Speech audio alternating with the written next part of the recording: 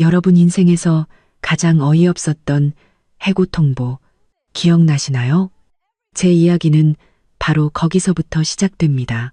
서유진 씨, 회사 조직 개편으로 디자인팀 인원을 3명 감축하게 됐습니다. 총괄팀장님은 안경을 툭 밀어 올리며 마치 오늘 날씨를 얘기하듯 아무렇지 않게 말했죠. 작년에 입사하셨으니 위로금은 규정대로 3개월 취급여로 지급될 겁니다. 오후에 바로 서류 정리하셔도 됩니다. 저는 그저 네라고 대답할 수밖에 없었어요. 감히 어떤 말도 꺼낼 수 없었죠. 이 디자인 회사는 업계에서도 혹독하기로 유명해서 입사하는 데만 3년의 노력을 쏟아부었는데 겨우 1년 만에 이렇게 허무하게 끝나다니. 현관문 열쇠를 꺼내 돌리는데 거실에서 TV 소리가 흘러나왔습니다. 시어머니 박미숙 여사님이 소파에 다리를 꼬고 앉아 귤을 까먹고 계셨죠. 제가 들어오는 걸 보고도 눈꺼풀 하나 까딱하지 않으시더군요. 오늘은 웬일로 이렇게 일찍 왔니? 야근 안 해? 어머니, 저는 해고 통지서를 가방 깊숙이 밀어 넣으려 했지만 손가락이 베다들스키 떨렸습니다. 손에 그거 뭐냐? 갑자기 목소리가 쩌렁쩌렁 울리더니 그 시선이 탐조등처럼 저를 향해 날아왔습니다. 때마침 남편 이도훈이 방에서 나왔죠.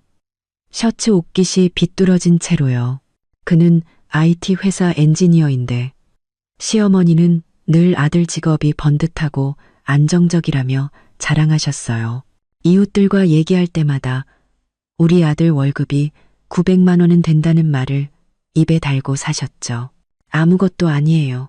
제가 반발짝 뒤로 물러서는 순간 가방끈이 손에서 미끄러졌고 그 종이 한 장이 팔랑거리며 거실 테이블 위로 떨어졌습니다. 해고 통지서라는 4글자가 유독 눈에 아프게 밝혔습니다. 귤을 까던 시어머니의 손이 허공에서 멈췄습니다. 3초 후 테이블을 손바닥으로 내리치셨죠. 뭐, 잘렸다고?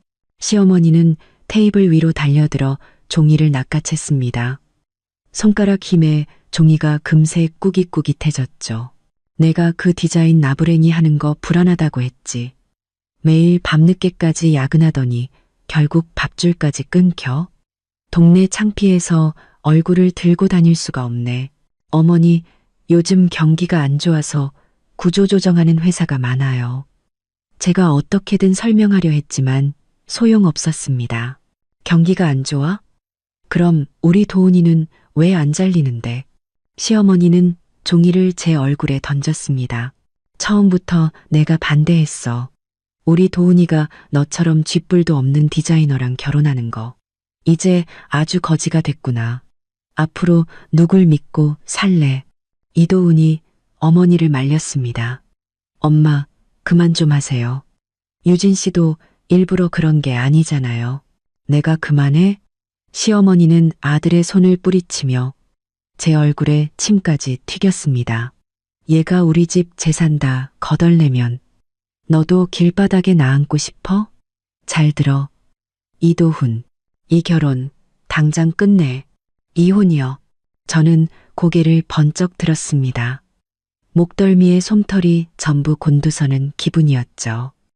남편과 결혼한 지 2년, 늘 시어머니 말만 듣는 남편이었지만 그래도 나름 평온하게 지냈다고 생각했는데 어떻게 하루아침에 이혼이라는 말이 나올 수 있죠. 그럼 어쩌니? 시어머니는 소파에 주저앉아 팔짱을 꼈습니다. 우리 이씨 집안이 이런 망신은 당할 수 없지. 아들은 잘 나가는 IT 회사 엔지니어인데 며느리는 회사에서 잘린 백수라니. 이웃들이 뭐라고 생각하겠어? 어머니, 저 다시 취직할 수 있어요. 제 목소리가 떨렸습니다. 옷자락을 쥔 손가락이 하얗게 질렸죠. 취직? 말은 쉽지. 시어머니는 코웃음을 쳤습니다. 요즘 어떤 회사가 30 넘은 실업자를 받아준대? 이미 내가 박 여사한테 부탁해서 우리 도훈이 소개팅 자리 알아봤어. 백화점 매니저로 일하는 최아름이라고. 얼굴도 예쁘고 직업도 안정적이고 너보다 100배는 낫지. 이도우는 옆에 서서 입술만 달싹였습니다. 한참 만에 겨우 뱉어낸 말이 고작 이거였습니다. 유진아, 엄마도 우리 생각해서 그러시는 거야. 너도 지금 직장이 없으니까. 우리 집 생활비는 전부 내 어깨에 있잖아. 나도 부담이 너무 커. 그래서 이혼하자고? 저는 그의 눈을 똑바로 쳐다봤습니다. 2년 전 결혼식에서 그는 말했죠. 앞으로 무슨 일이 있어도 난 항상 내 편이 되어줄게.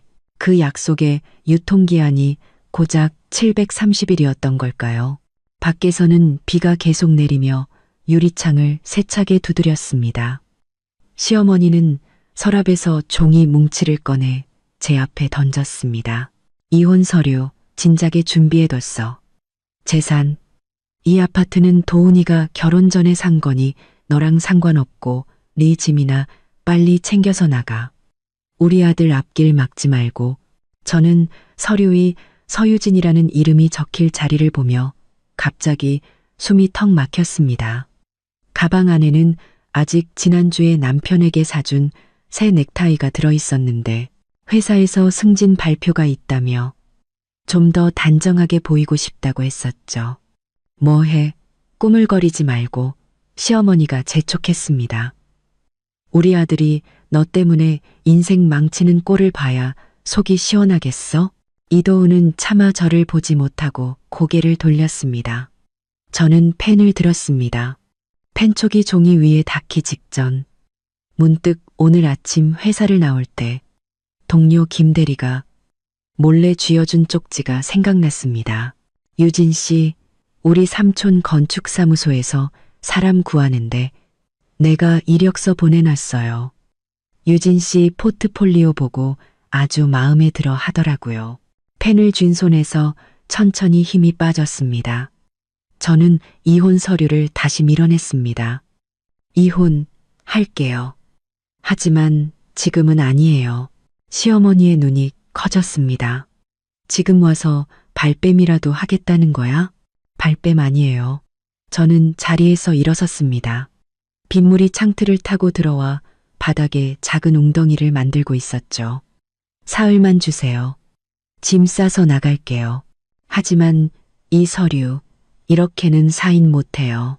말을 마치고 저는 방으로 들어가 문을 잠갔습니다.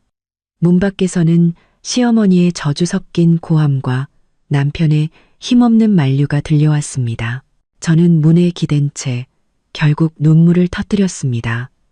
그들에게 지난 2년간의 제 헌신은 해고 통지서 한 장보다 못한 것이었습니다. 차라리 잘 된 일일지도 모릅니다.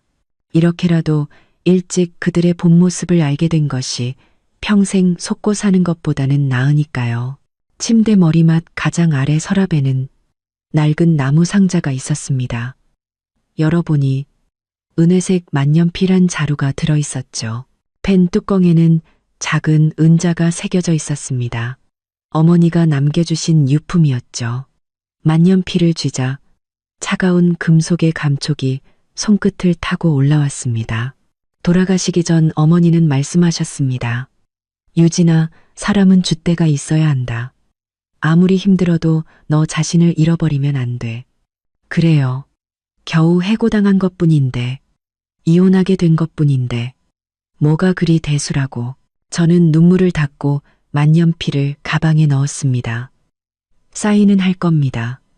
하지만 그들이 원하는 대로가 아니라 내 방식대로. 저는 현관에 얼어붙은 듯 서 있었습니다. 손에 들고 있던 상자가 쿵 소리를 내며 바닥에 떨어졌고 안에 서류들이 사방으로 흩어졌습니다. 시어머니는 곁눈질로 흘겨보더니 입꼬리를 비죽였습니다. 그거 주워. 우리 집 바닥 더럽히지 말고. 시어머니는 슬리퍼 앞코로 제 바지를 툭 쳤습니다. 이제 와서 줍는 신용은 잘릴 때는 이런 꼴 당할 생각 못했나 보지. 우리 도훈이는 IT 회사 정직원이야. 너 같은 실업자 아줌마가 어울린다고 생각해? 남편 이도훈은 어머니 뒤에 서서 셔츠 아랫단을 만지작거리며 한참 만에 겨우 한마디를 뱉었습니다. 유진아, 엄마도 우리 생각해서 그러시는 거야. 너 지금 직장도 없는데 이웃들이 물어보면 나도 체면이 안 서잖아. 체면이 안 서. 저는 바닥에 서류를 주우며 손톱이 손바닥을 파고드는 것을 느꼈습니다. 내가 야근해서 번 돈으로 당신 노트북 사줬을 땐 왜 체면 안 선다고 안 했어? 내 보너스로 어머니 금팔찌 사드렸을 땐 왜 창피하다고 안 하셨는데 그때랑 지금이 같니? 시어머니의 목소리가 갑자기 커지며 침이 제 얼굴에 튀었습니다. 그때는 네가 번듯한 직장이 있었고 지금은 그냥 빌어먹는 식충이잖아. 내 아들이 너를 먹여 살리는데 동네 사람들이 뒤에서 수군거리는 거 안 들려? 저는 얼굴에 침을 닦아내며 똑바로 섰습니다. 제가 실업자가 된 지 이제 겨우 사흘이에요. 아직 빌어먹을 처지 아니고요. 그리고 저도 모아둔 돈 있으니 이도훈 씨한테 기댈 생각 없어요. 모아둔 돈, 그게 평생 갈 것 같아? 시어머니는 비웃었습니다. 내가 분명히 말하는데 우리 이씨 집안은 이런 망신 못 참아. 도훈아, 이혼 서류 가져와. 저 여자더러 당장 도장 찍으라고 해. 이도훈이 머뭇거렸습니다. 엄마, 뭐가 어째? 시어머니는 아들을 쏘아붙였습니다. 저 재수 없는 여자한테 평생 발목 잡히고 싶어. 내가 이미 다 알아봤어. 백화점 매니저 최아름. 정직원에다 얼굴도 예쁘고 쟤보다 100배는 나아. 최아름이라고요? 저는 이도훈을 쳐다봤습니다. 당신 벌써 다음 사람까지 구해놨군요. 이도훈의 얼굴이 시뻘개졌습니다. 아니야, 네가 생각하는 그런 게 엄마가 알아서 하신 거야. 내가 알아서 했다. 어쩔래. 시어머니는 서랍에서 종이 뭉치를 꺼내 테이블에 내리쳤습니다. 내 아들 위한 일인데 뭐가 문제야? 서유진, 이 서류 잘 봐. 이 아파트는 도훈이가 결혼 전에 산 거니까 너랑 상관없어. 통장도 다 도훈이 거고. 네 물건이나 빨리 챙겨서 나가. 자리 차지하지 말고. 저는 이혼 합의서를 집어들었습니다. 손이 심하게 떨렸죠. 서류의 조항들은 명백했습니다. 저는 거의 빈손으로 쫓겨나는 것이었습니다. 박미숙 여사님, 너무하시는 거 아니에요? 저는 합의서를 테이블에 도로 던졌습니다. 이 집 인테리어는 제가 한 돈으로 했고, 가전제품도 다 제가 산 거예요. 근데 저랑 상관이 없다니요. 인테리어? 그게 돈이 얼마나 된다고. 시어머니는 눈을 흘겼습니다. 3년이나 살았으면 감가상각되고도 남았어. 내가 분명히 말하는데 당장 도장 찍고 꺼지든가 아니면 법정에서 보든가 해. 그때는 옷 한 벌도 못 가져갈 줄 알아. 이도훈이 제 팔을 잡아당겼습니다. 유진아, 그냥 사인해. 엄마 지금 화나셔서 그래. 나중에 뭐요? 저는 그의 손을 뿌리쳤습니다. 내가 새 직장 구하면 다시 데리러 오게요. 이도훈 씨, 정신 차려요. 당신 어머니는 그냥 가난한 게 싫고 부자가 좋은 것뿐이에요. 처음부터 저를 마음에 들어 한 적 없다고요. 무슨 소리야? 시어머니가 발끈했습니다. 내가 너희 결혼 허락한 건 네가 직장이 안정적이라서 그랬던 거야. 이제 쓸모 없어졌으면서 왜 내 아들 앞길을 막고 서 있어. 이만큼 참아준 것만 해도 고맙게 생각해. 쓸모 없어졌다고요? 저는 웃음이 터졌지만 눈물이 흘러내렸습니다. 좋아요. 사인할게요. 하지만 이 집 인테리어 비용이랑 가전제품 값 한 푼도 빠짐없이 다 받아낼 거예요. 저는 침실로 향했습니다. 뒤에서 시어머니가 소리쳤습니다. 잘난 척은 빨리 짐이나 싸서 꺼져. 내가 손대기 전에 이도훈이 따라 들어와 짐 싸는 것을 도우려 했지만 저는 그를 밀어냈습니다. 내 물건에 손대지 마요. 저는 옷가지를 캐리어에 쑤셔 넣었습니다. 이도훈 씨, 우리 결혼 3년 동안 난 당신이 책임감 있는 남자인 줄 알았어요. 근데 이렇게 무능력할 줄은 몰랐네요. 어머니가 하라는 대로만 하고 내 기분은 한 번이라도 생각해 봤어요? 나도 어쩔 수가 없었어. 이도훈의 목소리가 모기 소리처럼 작게 들렸습니다. 엄마 건강이 안 좋으셔서 화나게 해드릴 순 없잖아. 그럼 저는 당신들한테 당하고만 있어야 한다는 뜻이에요. 저는 캐리어 지퍼를 거칠게 올렸습니다. 소리가 방안을 울렸죠. 오늘부터 우리 끝이에요. 캐리어를 끌고 현관으로 나가자 시어머니는 소파에 앉아 땅콩을 까먹고 있었습니다. 저를 보더니 땅콩 껍데기를 바닥에 뱉으며 말했죠. 이제야 정신 차렸군. 합의서는 테이블 위에 뒀으니 내일 오전 9시에 구청 앞에서 보자. 내일 말고요. 저는 그녀를 쳐다봤습니다. 지금 가요. 시어머니는 잠시 멈칫하더니 이내 웃었습니다. 좋지. 괜히 밤새 딴 생각하는 것보다 낫지. 도훈아, 가자. 이도훈은 저와 어머니를 번갈아 보더니 결국 우리를 따라 나섰습니다. 택시 뒷좌석에 앉아 저는 창밖으로 빠르게 지나가는 거리 풍경을 보았습니다. 마음이 텅 빈 것 같았죠. 3년간의 결혼 생활이 결국 이 차가운 이혼 합의서 한 장으로 끝나는구나. 아버지께 전화를 드릴까 했지만 무슨 말을 해야 할지 몰라 망설이다. 결국 휴대폰을 주머니에 다시 넣었습니다. 구청 앞에 도착하자 시어머니는 우리를 재촉해 안으로 들어가려 했지만 직원에게 제지당했습니다. 지금은 업무 마감 시간입니다. 내일 다시 오세요. 뭐 이런 데가 다 있어. 시어머니는 투덜거리며 돌아섰습니다. 내일 아침 9시다. 만약 안 나타나면 내 아버지 집에 쳐들어갈 줄 알아.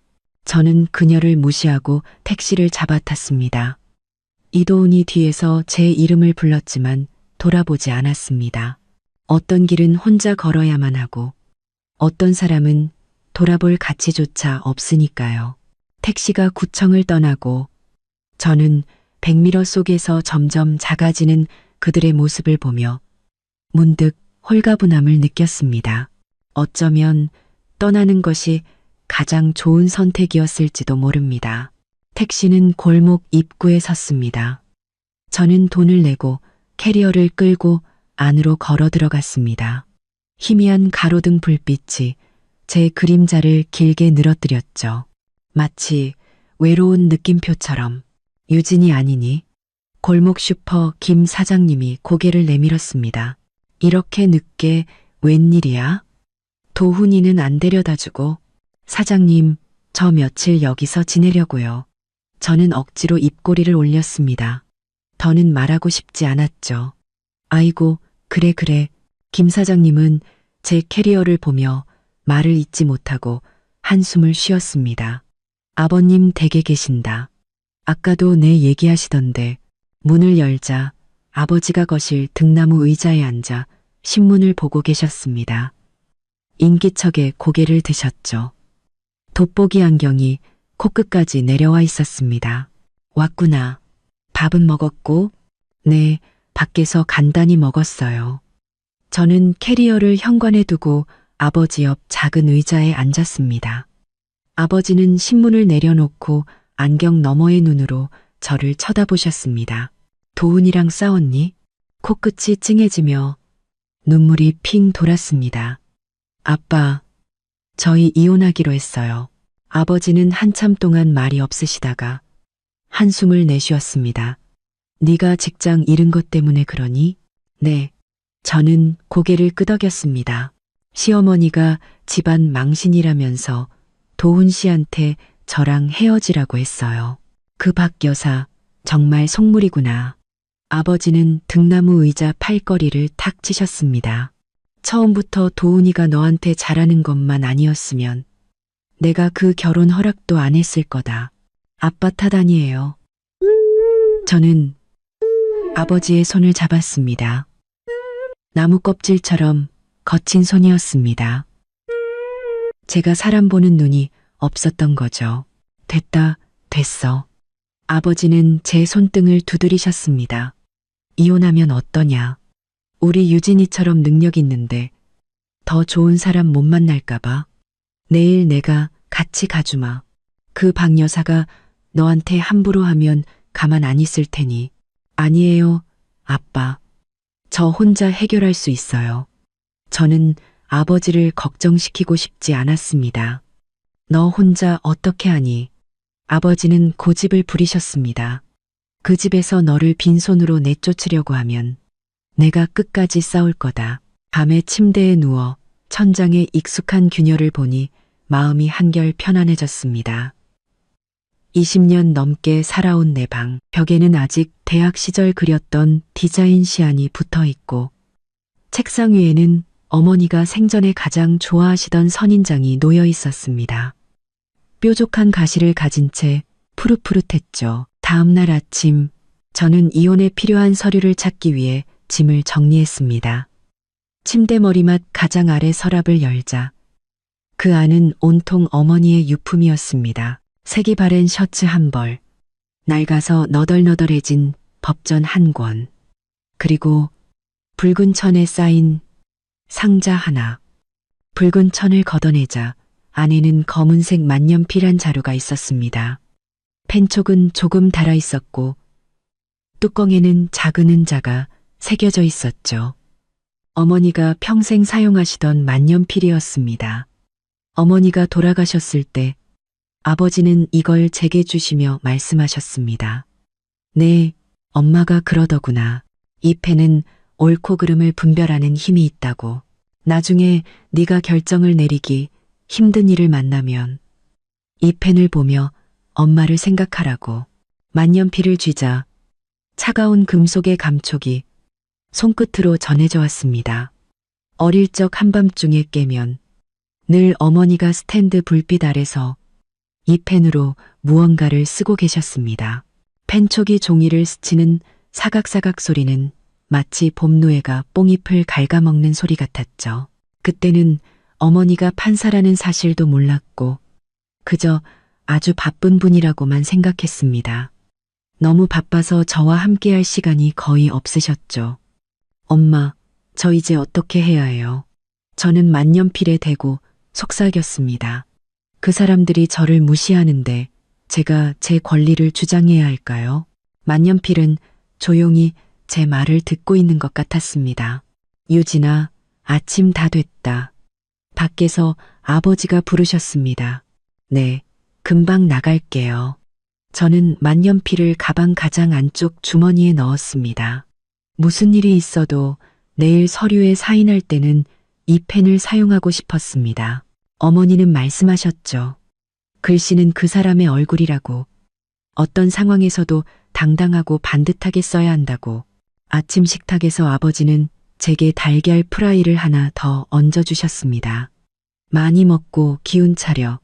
오늘 나랑 공원이라도 가서 산책할까?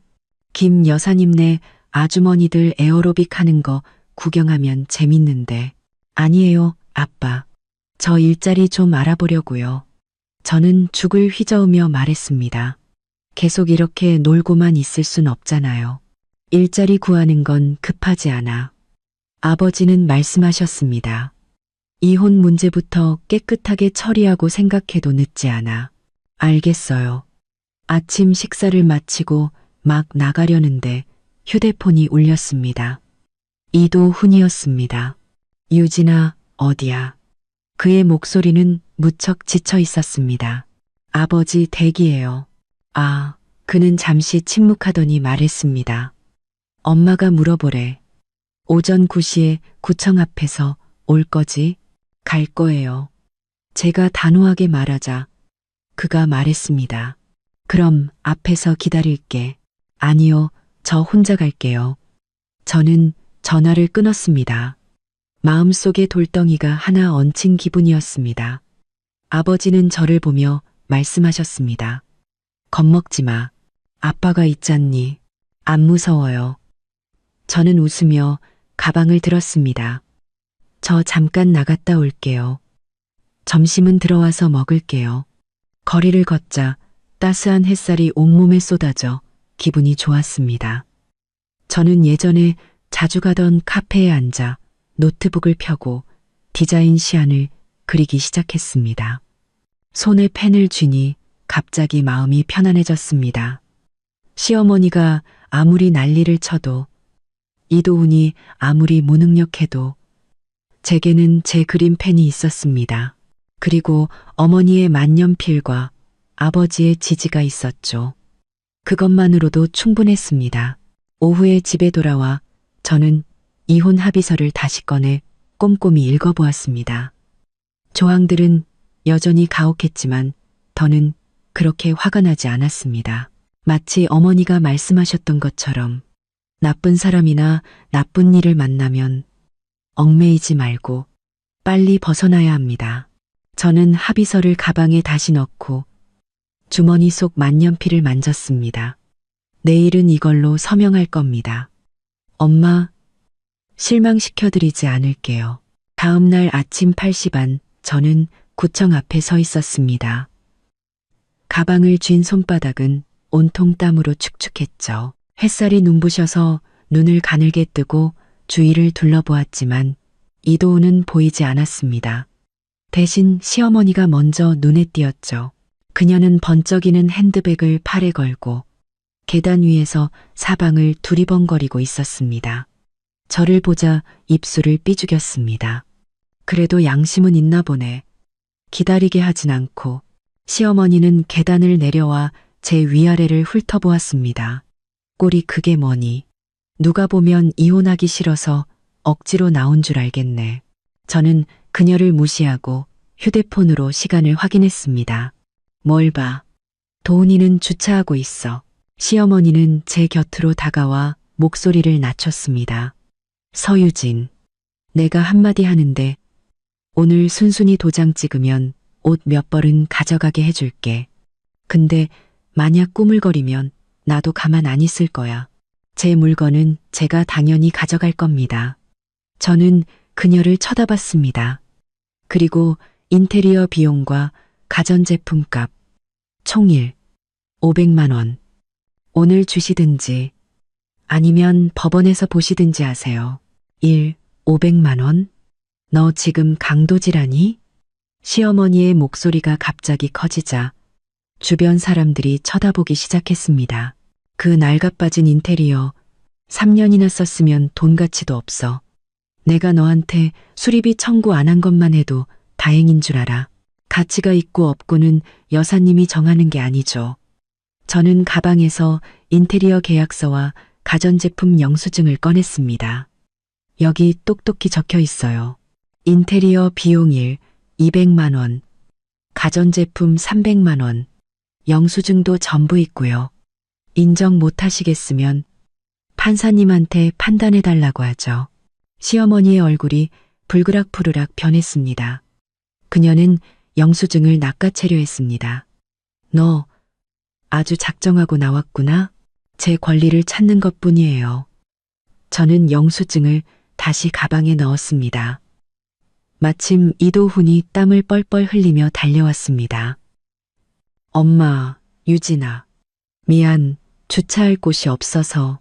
주차하는데 시간이 얼마나 걸린다고. 시어머니는 아들을 쏘아붙였습니다. 이혼하기 싫어서 일부러 늦장 부린 거지? 아니에요, 엄마. 이도훈은 손사래를 치며 저를 보았습니다.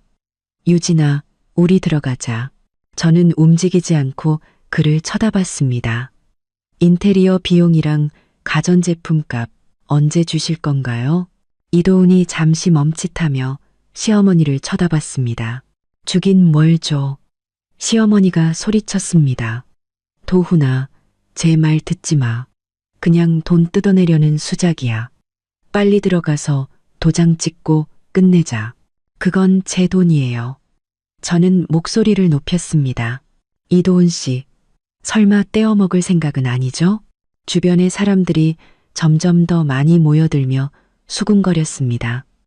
이도훈의 얼굴이 시뻘개졌습니다. 그는 제 팔을 잡아당겼습니다. 유진아, 들어가서 얘기하자. 여기서 사람들 보는데 창피하게 왜 이래? 이제 와서 창피한 건 아세요? 저는 그의 손을 뿌리쳤습니다. 당신 어머니가 저한테 이혼하라고 윽박지를 땐 창피한 줄 모르셨나 봐요? 너 이 여자애가 진짜. 시어머니가 펄쩍 뛰었습니다. 그깟 돈 몇 푼 가지고 우리 도훈이가 그 돈이 없어서 안 주는 줄 알아? 이건 네가 우리 집안 망신시켜서 주는 벌이야. 해고당한 게 망신이 아니라 약속을 안 지키는 게 망신이죠. 저는 비웃으며 말했습니다. 오늘 분명히 말하겠는데 돈 안 주면 저 이도장 안 찍습니다. 네가 감히.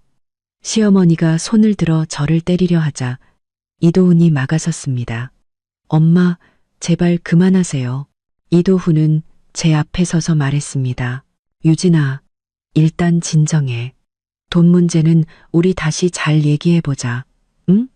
얘기할 거 없어요. 저는 그를 쳐다봤습니다. 500만 원. 한 푼도 깎을 수 없어요. 오늘 못 주겠으면 차용증 쓰세요. 3개월 안에 갚겠다고 쓰고 지장 찍으세요. 차용증? 우리가 왜? 시어머니가 소리쳤습니다. 서유진, 너 너무하는 거 아니야? 너무하는 건 그쪽들이죠. 저는 미리 준비해온 차용증을 이도훈 앞에 내밀었습니다. 사인하세요. 이도훈은 차용증과 어머니를 번갈아 보며 주먹을 꽉 쥐었습니다. 시어머니가 그의 귓가에 속삭였습니다. 사인하면 안 돼. 그럼 진짜 빚지는 거잖아. 우린 쟤한테 빚진 거 없어. 엄마, 이도훈이 애원하듯 말했습니다. 유진이 말이 맞아요. 그 돈 유진이가 낸 거 맞잖아요. 너 바보야? 시어머니는 그를 밀쳤습니다. 쟤는 지금 돈 뜯어내려는 거야. 이거 사인해주면 나중에 법정 가서 소송 걸 거라고. 그럼 평생 저 여자한테서 못 벗어나. 저는 그 모자가 실랑이를 버리는 모습을 보며 마음속에 남아있던 마지막 미련마저 사라졌습니다. 저는 차용증을 가방에 넣었습니다. 좋아요. 사인 안 하시겠다? 그럼 법원에서 보죠. 제가 판사님께 당신들이 어떻게 은혜를 원수로 갚고 사람을 무시했는지 똑똑히 말씀드릴 테니까요. 말을 마치고 돌아서려 하자 이도훈이 저를 급히 붙잡았습니다. 유진아, 가지마. 내가 사인할게. 하면 되잖아. 도훈아, 너 미쳤어. 시어머니가 비명을 질렀습니다. 엄마, 그냥 이렇게 해요. 이도훈은 지친 목소리로 말했습니다. 더 이상 일 크게 만들고 싶지 않아요. 그는 가방에서 펜을 꺼내 차용증에 자신의 이름을 쓰고 지장을 찍어 제게 건넸습니다. 이제 됐지. 저는 차용증을 받아 확인하고 접어서 가방에 넣었습니다. 됐어요. 이제 들어가서 사인하죠. 시어머니는 분노로 온몸을 떨며 이도훈을 가리켰습니다. 너 정말 마누라한테 홀려서 애미도 몰라보는구나. 이도훈은 아무 말 없이 고개를 숙인 채 앞으로 걸었고 저는 그 뒤를 따랐습니다. 시어머니는 뒤에서 계속해서 욕설을 퍼부었습니다. 구청하는 사람들로 북적였습니다. 대부분 혼인신고를 하러 온 사람들이라 얼굴에 웃음꽃이 피어 있었죠.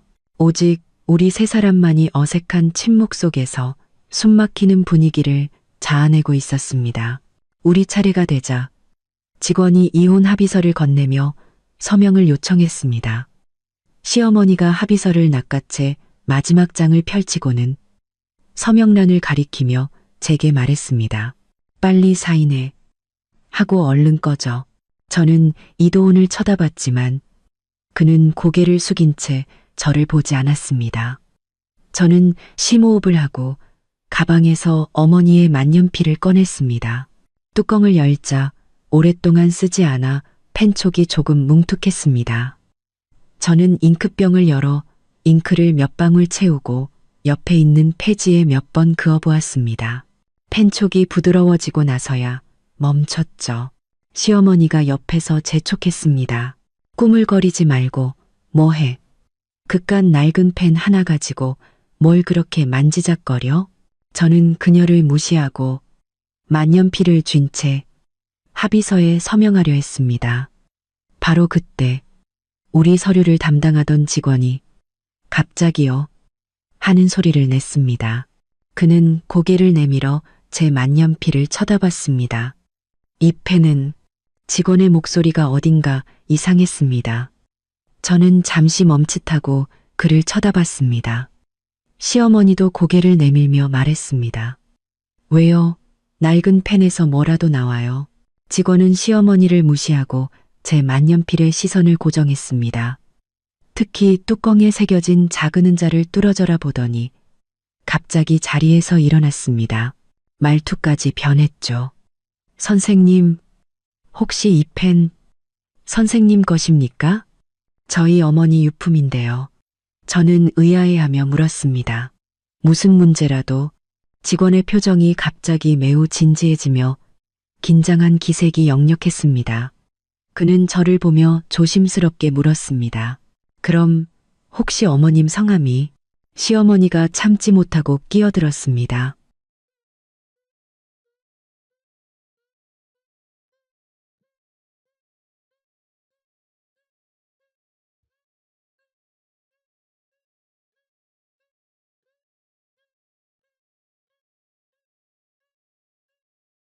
시어머니가 참지 못하고 끼어들었습니다. 빨리 직원의 표정이 차갑게 굳었습니다. 그는 시어머니를 싸늘하게 쳐다보며 말했습니다. 말씀 조심해 주시죠. 시어머니는 그 기세에 눌려 더는 말을 잇지 못했습니다. 저는 직원을 보며 속으로 의아해했습니다. 이 펜은 그냥 어머니가 쓰시던 것일 뿐 특별할 게 없는데 왜 저런 반응을 보이는 걸까? 저희 어머니 성함은 심은영입니다. 저는 잠시 망설이다 결국 말했습니다. 그 이름을 듣자 직원의 눈이 휘둥그레졌습니다. 입을 벌린 채 한동안 말을 잇지 못했죠. 얼굴이 새하얗게 질리더니 이마에는 식은땀까지 맺혔습니다. 그의 반응에 저도 놀랐고 이도훈과 시어머니도 어안이 벙벙했습니다. 도대체 이게 무슨 상황일까요? 직원의 얼굴은 새하얗게 질려 있었고 이마에 식은땀이 뺨을 타고 흘러내렸습니다. 그는 허둥지둥 서랍에서 휴지를 꺼내 땀을 닦았지만 손은 계속 떨고 있었죠. 주변에서 서류를 작성하던 사람들까지 무슨 일인가 싶어 우리 쪽을 쳐다봤습니다. 심은영 여사님. 직원의 목소리가 떨렸습니다. 마치 엄청난 인물을 만난 것처럼요. 그럼 이 펜은 심 판사님의. 판사요? 저는 잠시 멈칫했습니다. 네, 저희 어머니가 판사셨어요.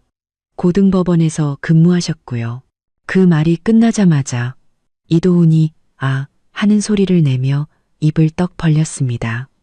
시어머니는 눈알이 튀어나올 것처럼 놀라며 이도훈의 팔을 꼬집었습니다. 도훈아, 제가 뭐라고 한 거야? 제 엄마가 판사라고. 고등법원. 이도훈은 대답 없이 제 손에 들린 만년필만 멍하니 쳐다봤습니다. 마치 처음 보는 물건처럼요. 직원은 갑자기 자리에서 일어나 제게 허리를 숙여 인사했습니다. 저는 놀라서 한 발짝 뒤로 물러섰죠. 죄송합니다. 심은영 판사님 따님이신 줄 몰랐습니다. 제가 큰 실례를 범했습니다. 아니, 그러지 마세요. 저는 그의 행동에 어쩔 줄 몰랐습니다. 저희 어머니는 돌아가신 지 5년이나 됐는걸요. 심 판사님은 저희 법조계의 전설 같은 분이셨습니다. 직원은 흥분과 안타까움이 섞인 표정으로 말했습니다. 그분이 맡으셨던 사건들은 아직도 저희 교육 자료로 쓰이고 있습니다. 제가 처음 법원에 들어왔을 때 그분의 강연을 들은 적도 있었죠. 그런데 이렇게 그는 갑자기 말이 길어졌다는 것을 깨닫고는 헛기침을 하며 말을 끊었습니다. 아, 이혼 합의서 말입니다. 제가 다시 한번 살펴보겠습니다. 그제야 정신을 차린 시어머니가 테이블을 치며 소리쳤습니다. 지금 뭐 하는 거예요? 제 엄마가 판사면 뭐 어쨌다고요? 죽은 판사가 산 사람 이혼하는 것까지 간섭해요? 빨리 도장이나 찍으라고 해요. 직원은 그녀를 싸늘하게 쳐다보며 말했습니다. 여사님, 조용히 해주시죠. 심은영 판사님은 생전에 저희 사법계의 큰 어른이셨습니다. 언사에 주의해 주시기 바랍니다. 내가 시어머니는 할 말을 잃고 한참 만에 겨우 소리를 냈습니다. 죽었으면 아무리 대단해도 소용없지. 어차피 이혼해야 하는 신세면서. 직원은 그녀를 무시하고 우리 이혼 합의서를 꼼꼼히 다시 읽기 시작했습니다. 그의 미간은 점점 더 좁아졌죠. 서유진 선생님. 그는 합의서를 제 앞으로 밀었습니다. 이 합의서에 적힌 재산 분할 내용은 제대로 확인하신 겁니까? 네, 확인했어요. 저는 고개를 끄덕였습니다. 인테리어 비용과 가전제품 값은 차용증을 받기로 했어요. 안 됩니다. 직원은 고개를 저었습니다. 그는 합의서에서 여성 측은 혼인 중 모든 재산에 대한 권리를 자발적으로 포기한다는 조항을 가리켰습니다. 이건 불합리합니다. 혼인 중 형성된 공동재산은 법적으로 균등하게 분할되어야 합니다. 설령 아파트가 혼전 재산이라 하더라도 인테리어나 가전제품으로 인해 가치가 상승한 부분은 재산 분할에 포함시켜야 합니다. 그 말을 들은 시어머니가 펄쩍 뛰었습니다. 무슨 헛소리야. 그 인테리어는 제가 좋아서 한 거고, 가전제품은 우리한테 잘 보이려고 사온 거라고. 그걸 왜 공동재산으로 쳐? 자발적으로 인테리어를 했더라도 공동 거주를 위한 것이었으니 법적으로는 그 비용에 대한 보상을 주장할 수 있습니다. 직원은 책장에서 법전을 꺼내 특정 페이지를 펼쳐 테이블 위에 놓았습니다. 여기 명확하게 나와 있습니다. 직접 확인해 보시죠. 시어머니는 그런 법 조항을 알 리가 없었습니다. 그녀는 저를 가리키며 소리쳤습니다. 아하, 서유진, 네가 그래서 나한테 그렇게 당당했구나. 네, 엄마가 판사인 거 믿고 기세등등했던 거지? 어림없어. 저는 어머니가 판사라는 말 한 번도 꺼낸 적 없어요. 저는 그녀를 쳐다봤습니다. 결혼 생활 3년 동안 제게 저희 어머니 직업을 물어본 적이라도 있으세요? 늘 저희 어머니를 평범한 회사원이라고 하셨을 때 제가 반박한 적 있었나요? 시어머니는 할 말을 잃었습니다. 그녀는 늘 제 아버지가 퇴직 교사라는 이유로 저희 어머니도 별 볼 일 없을 거라고 생각하며 저희 집안을 무시했었으니까요. 이도훈이 제 소매를 잡아당기며 모기 소리만 한 목소리로 말했습니다. 유진아, 너 어떻게 나한테 어머니가 판사라는 말을 한 번도 안 했어? 당신이 물어본 적 있어요? 저는 되물었습니다. 당신 어머니가 저보고 당신한테 과분하다고 했을 때 당신은 제 편에서 한마디라도 해줬나요? 이제 와서 알게 되니 또 무슨 생각이 드는데요. 이도훈의 얼굴이 불그락푸르락 변하며 고개를 숙이고 아무 말도 못했습니다. 직원은 합의서를 이도훈 앞으로 밀었습니다. 이도훈 선생님, 이 합의서는 불공정합니다. 다시 작성하시는 것을 권고드립니다. 혼인 기간 중에 예금, 주식 등 모든 재산을 법에 따라 분할하셔야 합니다. 무슨 근거로 시어머니가 합의서를 낚아챘습니다. 우리 도훈이 돈을 왜 쟤한테 절반이나 줘? 쟤는 회사에서 잘려서 수입도 없는데 이 돈은 전부 도훈이가 번 거라고. 혼인 중에 얻은 소득이라면 한쪽 배우자에게 수입이 없었더라도 공동재산에 해당됩니다. 직원은 인내심을 갖고 설명했습니다. 혼전 계약서라도 작성하지 않으셨다면 말이죠. 시어머니는 분노로 온몸을 떨며 합의서를 구겨바닥에 던졌습니다. 나 사인 안 해, 이혼 안 해, 엄마. 이도훈이 급히 합의서를 주었습니다. 제발 그만 좀 하세요. 내가 뭘. 시어머니가 울부짖었습니다. 다 너를 위해서 이러는 거 아니야. 제 엄마가 판사라는데 우리가 어떻게 이겨. 이혼했다가는 우리 집 재산 다 뜯길 거라고 주변 사람들이 수군거리기 시작했습니다. 아까는 며느리 흉보더니 이제 와서 무서운가 보네. 그러게 완전 속물이네. 쌤통이다. 그 말을 들은 시어머니는 더 서럽게 울며 바닥에 주저앉아 허벅지를 쳤습니다. 아이고, 내 팔자야. 며느리를 들였더니 판사 딸이라니. 우리를 다 죽이려고 작정했구나. 직원은 미간을 찌푸리며 경비원을 향해 손짓했습니다. 저분 좀 밖으로 모셔다 주세요. 다른 분들 업무에 방해됩니다. 경비원 2명이 다가와 시어머니의 양팔을 잡고 밖으로 끌고 나갔습니다. 그녀는 발버둥 치며 소리쳤습니다. 서유진, 너 이 나쁜 년. 내가 가만 안 둘 거야. 이도훈, 이등신 같은 놈아. 내 엄마가 이렇게 당하는데 보고만 있어? 이도훈은 그 자리에 서서 얼굴이 시뻘개진 채 주먹만 꽉 쥐고 있었습니다. 끝내 어머니를 따라 나서지는 못했죠. 직원은 한숨을 쉬며 우리에게 말했습니다. 두 분, 일단 오늘은 돌아가셔서 다시 상의해 보시는 게 좋겠습니다. 재산을 명확히 정리해서 공정한 합의서를 다시 작성해 오세요. 저는 이도훈을 쳐다보며 말했습니다. 저는 이해 없습니다. 이도훈은 고개를 끄덕였습니다. 그의 목소리는 안쓰러울 정도로 작았습니다. 제가 엄마랑 잘 얘기해 볼게요. 구청을 나오자 햇살이 눈부시게 쏟아졌습니다. 이도훈이 한참 동안 제 뒤를 따라오더니 겨우 입을 열었습니다. 유진아, 미안해. 난 정말 몰랐어. 뭘 몰랐는데요? 저는 걸음을 멈췄습니다. 우리 엄마가 판사인 걸 몰랐다는 거예요. 아니면 당신 어머니가 그렇게까지 난리를 칠 줄 몰랐다는 거예요? 그는 고개를 숙이고 바닥에 돌멩이를 찼습니다. 유진아, 재산 문제는 내가 엄마랑 잘 얘기해서 네가 받아야 할 건 다 받게 해줄게. 됐어요. 저는 그를 쳐다봤습니다. 법대로 하면 돼요. 3일 뒤 오전 9시에 다시 여기서 보죠. 말을 마치고 저는 뒤도 돌아보지 않고 걸었습니다.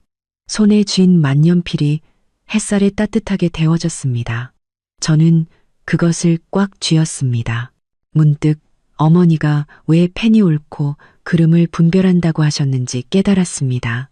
펜 자체가 신비한 힘을 가진 것이 아니라 세상의 정의는 사람들의 마음속에 있고 법은 그 정의를 지켜주기 때문이었습니다.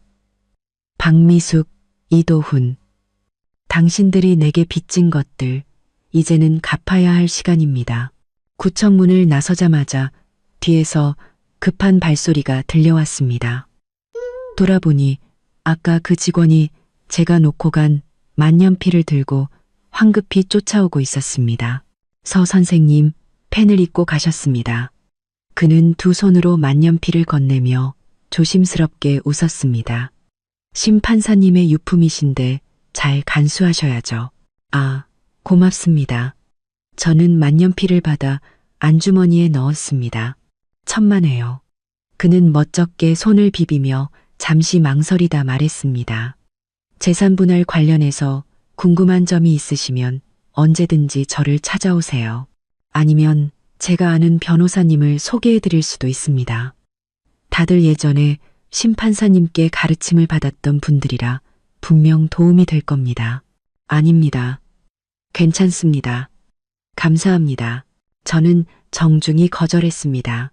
그럼 조심히 가십시오. 그는 제가 멀어질 때까지 지켜보다가 안으로 들어갔습니다. 택시를 타자마자 휴대폰이 울렸습니다. 이도훈이었습니다. 저는 바로 거절 버튼을 눌렀습니다.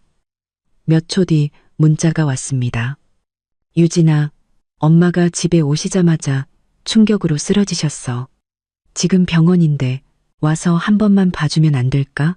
저는 문자를 보며 냉소했습니다. 아침까지만 해도 그렇게 기운 넘치게 소란을 피우시던 분이 갑자기 쓰러지셨다고? 내가 3살짜리 어린애인 줄 아나. 저는 답장하지 않고 휴대폰을 무음으로 바꿨습니다. 집에 돌아오니 아버지가 마당에서 꽃에 물을 주고 계셨습니다. 저를 보자마자 물뿌리개를 내려놓고 물으셨죠. 어떻게 됐니? 서명은 했고? 아니요, 못했어요. 저는 아버지께 모든 상황을 설명했습니다. 직원이 어머니의 만년필을 알아본 일까지도요. 아버지는 한참 동안 멍하니 듣고 계시다가 한숨을 쉬었습니다. 내 엄마는 평생 조용히 사는 걸 좋아했는데 돌아가신 지 이렇게 오래됐는데도 기억해주는 사람이 있구나. 아빠, 사실 알고 계셨죠? 엄마가 법원에서 아주 존경받는 분이었다는 거. 제가 물었습니다. 어릴 적에는 그저 평범한 판사라고만 생각했는데 이제 보니 제가 생각했던 것보다 훨씬 대단한 분이었던 것 같습니다. 내 엄마가 예전에 큰 사건 몇 개를 맡으면서 높은 사람들한테 꽤 밉보였거든. 그래서 가족들한테는 절대 티내지 말라고 신신당부했었지. 아버지는 돌의자에 앉아 어머니가 생전에 심으신 목련나무를 바라보며 말씀하셨습니다.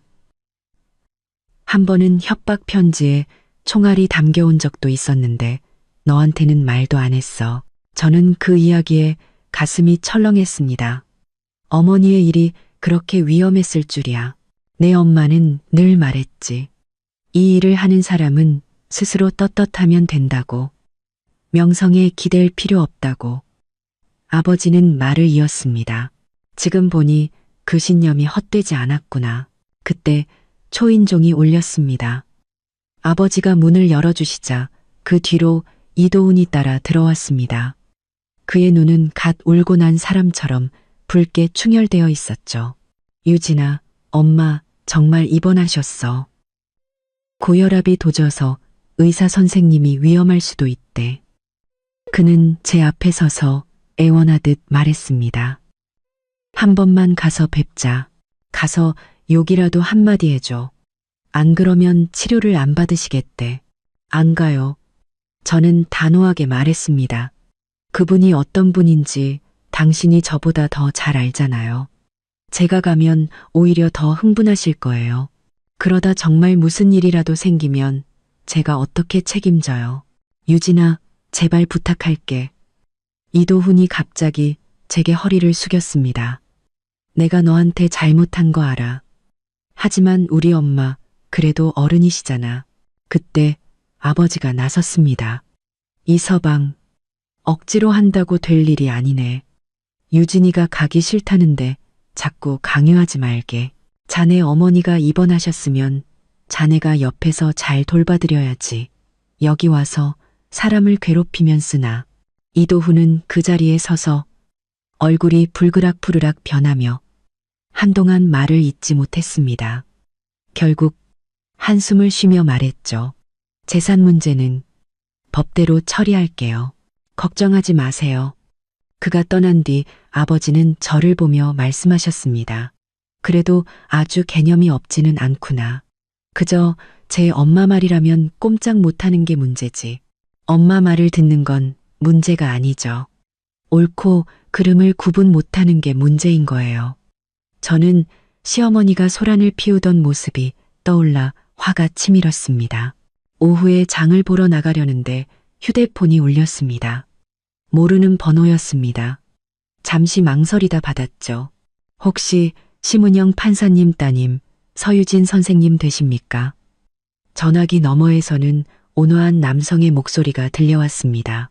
네, 맞는데요. 누구시죠?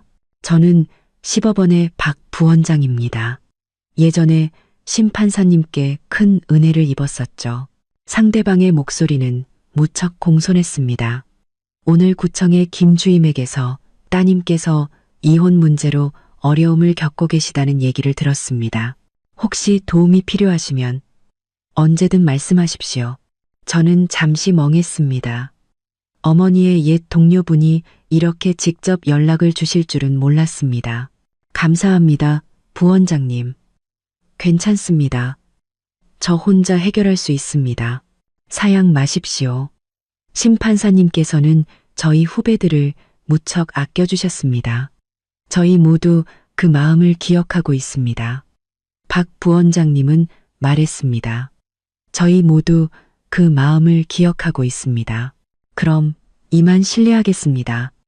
이건 제 개인 번호이니 무슨 일 있으면 언제든 연락 주십시오. 전화를 끊고 저는 만감이 교차했습니다. 어머니는 평생 누구에게도 기대지 않으셨는데 이제는 그분의 명성이 제게 든든한 버팀목이 되어주고 있었습니다. 다음 날 아침 저는 예전에 다니던 회사에 짐을 챙기러 갔습니다. 엘리베이터에 타자마자 최아름과 마주쳤죠. 그녀는 명품 정장을 차려입고 한정판 핸드백을 든 채 저를 보자마자 눈을 흘겼습니다. 어머, 서유진 디자이너 아니세요? 웬일이세요? 회사에서 잘렸다면서. 그녀가 비아냥거렸습니다. 당신이 상관할 일 아니에요. 저는 그녀를 무시하고 엘리베이터에서 내렸습니다. 왜 상관이 없어? 그녀는 따라 내리며 제 어깨를 툭 쳤습니다. 도훈 씨한테 다 들었어. 너희 곧 이혼한다며? 이제 그 사람은 내 남자야.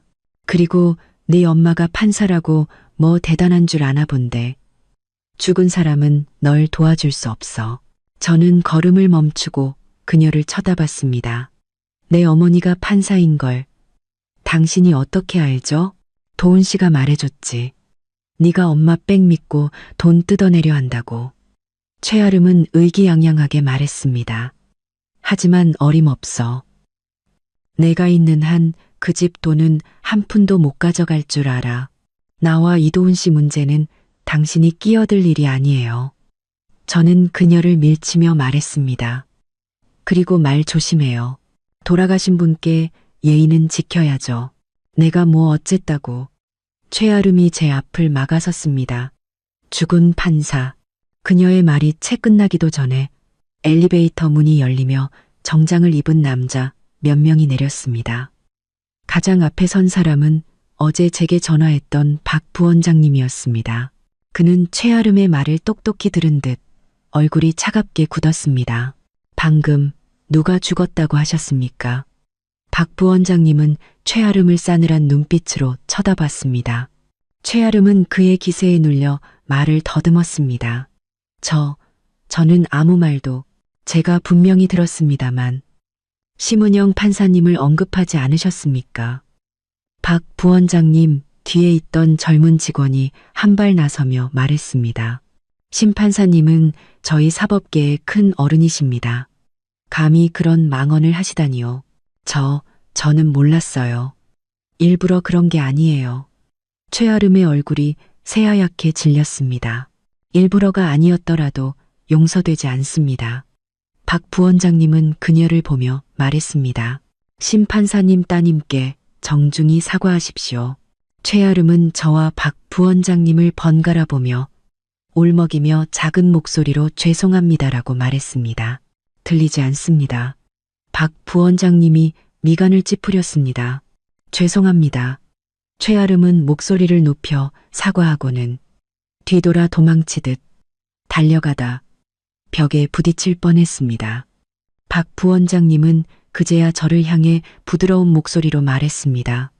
서 선생님, 불쾌한 일을 겪게 해드려 죄송합니다.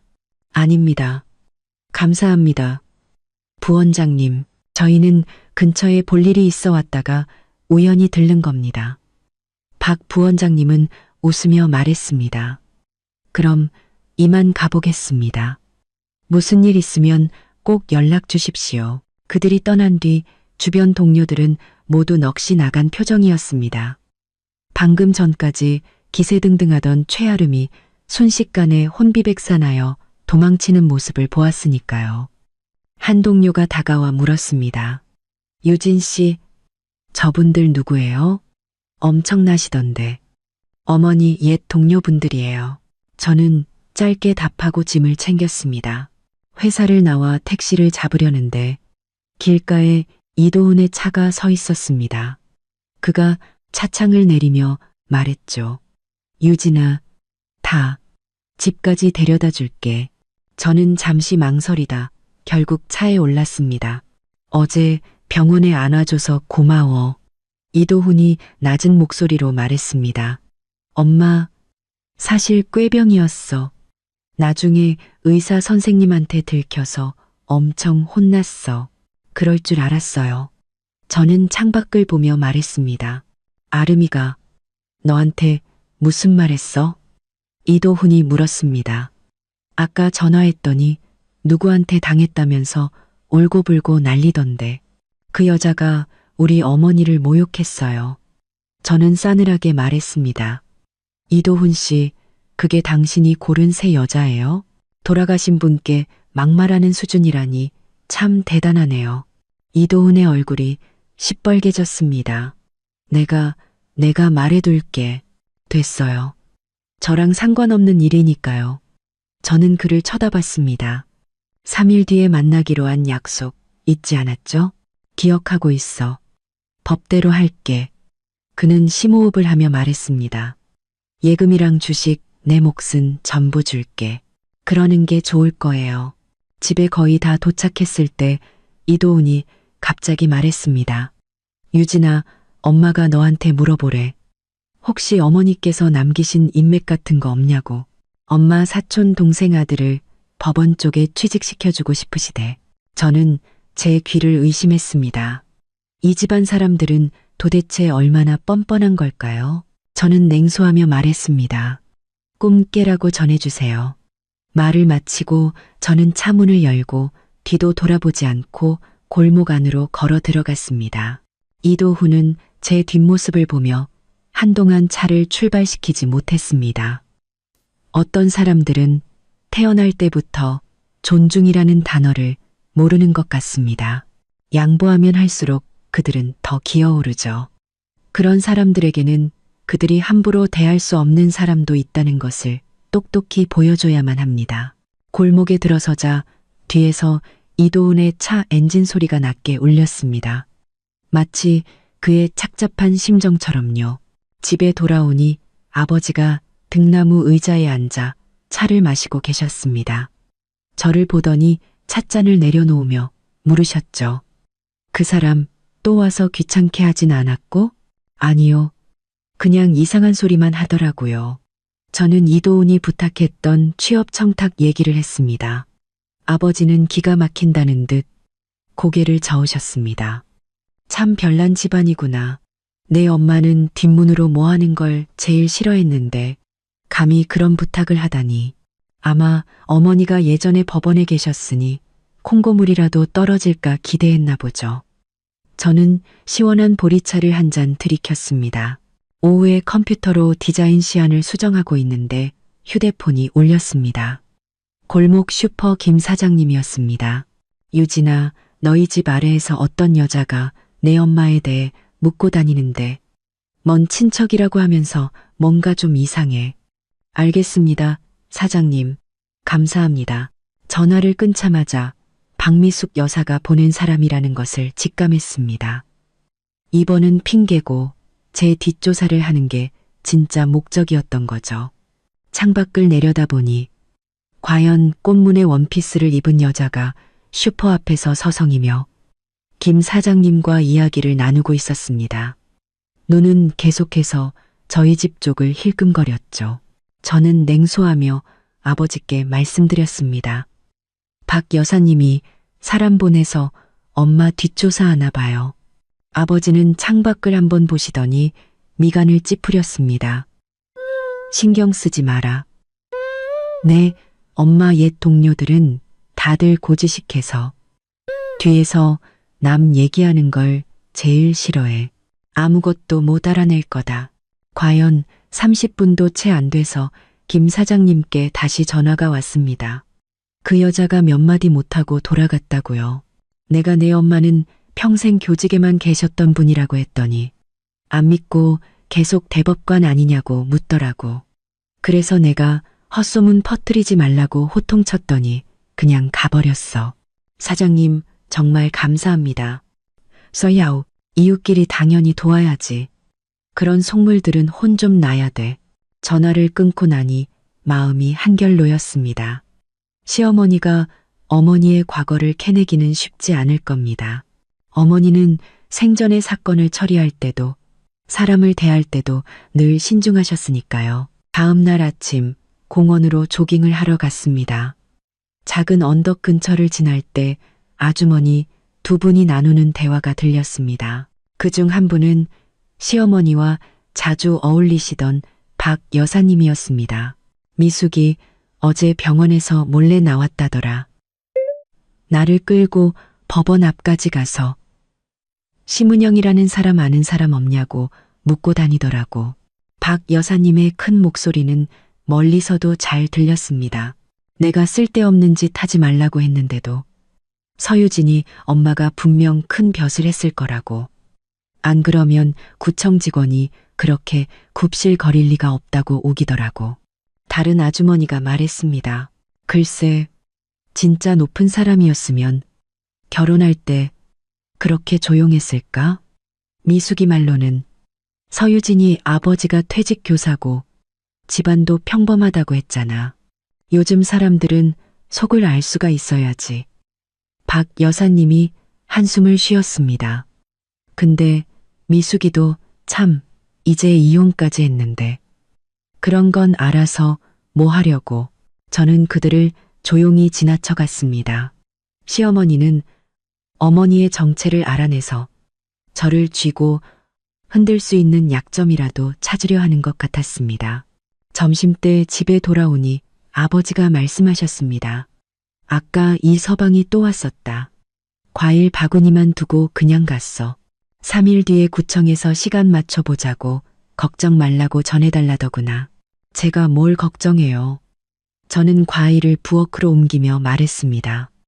제 몫은 한 푼도 빠짐없이 받아낼 거고 제 것이 아닌 건 탐내지도 않을 거예요. 오후에 도서관에 자료를 찾으러 갔습니다. 입구에 들어서자마자 계단 위에 서 있던 최아름이 저를 발견하고는 눈을 빛내며 다가왔습니다. 서유진, 물어볼 게 있는데. 그녀는 팔짱을 낀 채 턱을 치켜들었습니다. 내 엄마, 도대체 얼마나 높은 사람이었어? 도훈 씨가 네가 도와주지 않는다고 하던데. 우리 집안이 마음에 안 들어서 그러는 거야? 우리 어머니가 어떤 분이었는지는 당신과 상관없어요. 저는 그녀를 지나쳐 안으로 들어갔습니다. 그리고 자꾸 우리 집안이라고 하지 마세요. 아직 저랑 이도훈 씨 법적으로 남남 아니니까 곧 그렇게 될 거잖아. 최아름이 따라오며 말했습니다. 3일 뒤에 도장 찍으면 넌 아무것도 아니게 될걸. 그리고 네 엄마가 판사라고 대단한 줄 아나 본데 도훈 씨가 그랬어. 이혼하면 나한테 다이아 반지 사준다고. 네가 받았던 것보다 10배는 큰 걸로. 축하해요. 저는 걸음을 멈추고 그녀를 쳐다봤습니다. 근데 한 가지는 알려줘야겠네요. 이도훈 씨 재산의 절반은 내 거예요. 그 사람이 당신한테 반지를 사준다면 아마 내 돈으로 사는 걸 거예요. 최아름의 얼굴이 순간 굳었습니다. 무슨 소리야. 그건 도훈 씨가 힘들게 번 돈이라고. 헛소리인지 아닌지는 3일 뒤에 알게 되겠죠. 저는 웃으며 도서관 안으로 들어갔습니다. 뒤에서 최아름이 분에 찬 목소리로 소리치는 것이 들렸지만 무시했습니다. 밤에 이도훈에게서 문자가 왔습니다. 시어머니가 사람을 시켜 알아봤는데 어머니가 예전에 전국을 떠들썩하게 했던 큰 사건을 맡으셨고 그때 한 재벌 회장을 감옥에 보냈다는 내용이었습니다. 그 사람이 출소해서 어머니께 복수하려고 찾아다니고 있다는 것이었죠. 유진아, 조심해. 엄마가 그러는데 그 사람이 너한테 해코지할 수도 있대. 문자를 보자 가슴이 철렁했습니다. 아버지가 말씀하셨던 어머니가 밉보였던 사람들이 정말 있었던 걸까요? 저는 급히 아버지께 전화를 드렸습니다. 아버지는 한참 동안 침묵하시더니 말씀하셨습니다. 걱정 마라. 그 사람이 출소했을 땐 내 엄마는 이미 이 세상 사람이 아니었어. 우리 집을 찾을 수도 없을 거다. 그리고 네 엄마는 법대로 판결했을 뿐이야. 그 사람이 정말 무슨 짓을 한다면 법이 가만두지 않을 거다. 근데 시어머니는 이 얘기를 어떻게 아셨을까요? 아마 질 나쁜 사람들한테 돈 주고 알아봤겠지. 그런 사람들이 아는 건 다 뜬 소문일 뿐이야. 아버지는 저를 안심시키셨습니다. 그냥 너를 겁줘서 재산 분할해서 양보하게 만들려는 수작일 거다. 전화를 끊고 저는 곰곰이 생각했습니다. 정말 저를 겁주려는 목적이라면 왜 이도훈을 통해 이런 말을 전했을까요? 시어머니는 도대체 무슨 꿍꿍이일까요? 다음 날 아침, 저는 어머니 산소에 갔습니다. 꽃을 내려놓자마자 낯선 남자 한 명이 멀지 않은 곳에 서서 어머니의 묘비를 뚫어져라 쳐다보고 있는 것을 발견했습니다. 40대쯤 되어 보이는 남자의 얼굴에는 흉터가 있었고 인상이 험악했습니다. 심장이 쿵 내려앉았습니다. 설마 시어머니의 말이 사실이었던 걸까요? 저는 애써 태연한 척하며 휴대폰을 꺼내 통화하는 척하며 천천히 뒷걸음질 쳤습니다. 남자는 제가 가려는 것을 보자 갑자기 빠른 걸음으로 다가왔습니다. 당신 심은영 딸이지? 남자의 목소리는 사포로 나무를 긁는 것처럼 거칠었습니다. 네, 맞는데요. 누구시죠? 저는 휴대폰을 꽉 쥐고 언제든 신고할 준비를 했습니다. 나는 박 회장 동생이다. 남자는 핏발선 눈으로 저를 쏘아보았습니다. 우리 형님, 내 엄마 때문에 15년 동안 옥살이 했어. 나오자마자 병으로 돌아가셨고 심장이 바닥까지 가라앉는 기분이었습니다. 정말로 복수하러 온 것이었습니다. 저희 어머니는 법에 따라 판결하셨을 뿐입니다. 그분이 죄를 지었으니 벌을 받은 거죠. 자업자득이라고요. 자업자득? 남자는 갑자기 흥분하며 어머니의 묘비를 가리키고 소리쳤습니다. 내 엄마는 피도 눈물도 없는 판사였어. 우리 형님은 그냥 돈 좀 빌린 것뿐인데 그렇게 끝까지 몰아붙여야 했냐고. 내가 분명히 말하는데 이 빚 너희 집안이 다 갚게 될 거야. 무슨 짓을 하려는 거죠? 저는 한 발짝 뒤로 물러섰습니다. 등이 묘비에 닿아 차가운 돌의 감촉이 아프게 느껴졌습니다. 별거 아니야. 남자는 냉소했습니다. 그냥 내 엄마가 저지른 죗값을 이제 네가 치를 차례라는 걸 알려주러 왔을 뿐이야. 그는 말을 마치고 땅이 꺼져라 쿵쿵거리며 돌아서 가버렸습니다. 저는 그 자리에 서서 온몸을 떨었습니다. 그의 모습이 보이지 않게 되자 그 자리에 주저앉아 눈물을 터뜨렸습니다. 엄마, 도대체 얼마나 위험한 사건들을 맡으셨던 거예요? 왜 제게는 한마디도 안 하셨어요? 집에 돌아와 아버지께 이 일을 말씀드리자 아버지의 표정이 심각해졌습니다. 박 회장 사건, 나도 기억한다. 그 사람이 불법 투자금 모집으로 수백 가구의 돈을 가로챘어.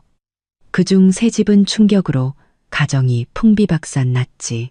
네, 엄마가 온갖 압박을 이겨내고 그 사람을 감옥에 보낸 거야. 근데 그 동생이 이렇게 무식할 줄이야. 그 사람이 저한테 복수하겠다고 했어요. 어떡하죠? 걱정 마라. 아빠가 있다. 아버지는 제 손을 두드리셨습니다. 내일 당장 내 박 삼촌 찾아갈게. 그분이 예전에 형사과에 계셨으니 좀 알아봐 달라고 부탁해야겠다. 그런 사람들은 그냥 겁만 주는 거야. 진짜 무슨 짓을 했다가는 제 발로 감옥에 다시 들어가는 꼴이니까. 그때 휴대폰이 울렸습니다. 이도훈의 문자였습니다. 유진아, 엄마가 그러는데 박 회장 동생이 너 찾아갔다며? 괜찮아? 엄마 말이 네가 재산 분할만 양보하면 그 문제 해결해 주시겠대. 문자를 보자 분노로 손이 떨렸습니다. 시어머니가 그런 사람과 연락을 하고 심지어 그 일을 빌미로 저를 협박하려 하다니 저는 답장했습니다. 그럴 일 없으니 꿈 깨라고 전해. 문자를 보내고 휴대폰을 소파에 던졌습니다. 아버지는 저를 보며 말씀하셨습니다. 화내지 마라. 그런 사람일수록 네가 겁먹기를 바라는 거야. 절대 지면 안 된다. 안 무서워요. 저는 심호흡을 했습니다. 어머니도 그들을 두려워하지 않으셨으니 저도 안 무서워요. 그래, 그게 바로 심은영 딸이지. 아버지는 고개를 끄덕이셨습니다. 3일 뒤 구청 앞은 눈부신 햇살로 가득했습니다.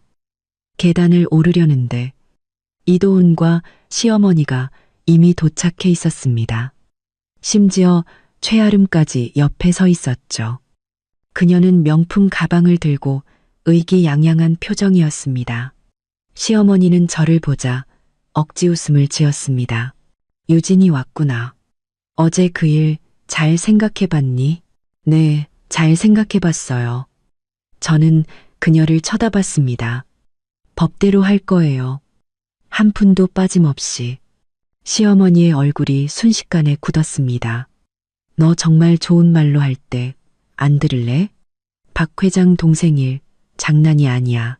그래도 당신들한테 사기당하는 것보다는 낫죠. 저는 비웃으며 말했습니다. 제 걱정할 시간에 옆에 계신 분이나 잘 챙기세요.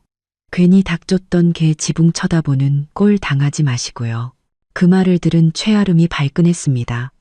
지금 누구한테 하는 소리야? 듣는 사람이 임자죠. 저는 그녀를 무시하고 구청 안으로 들어갔습니다.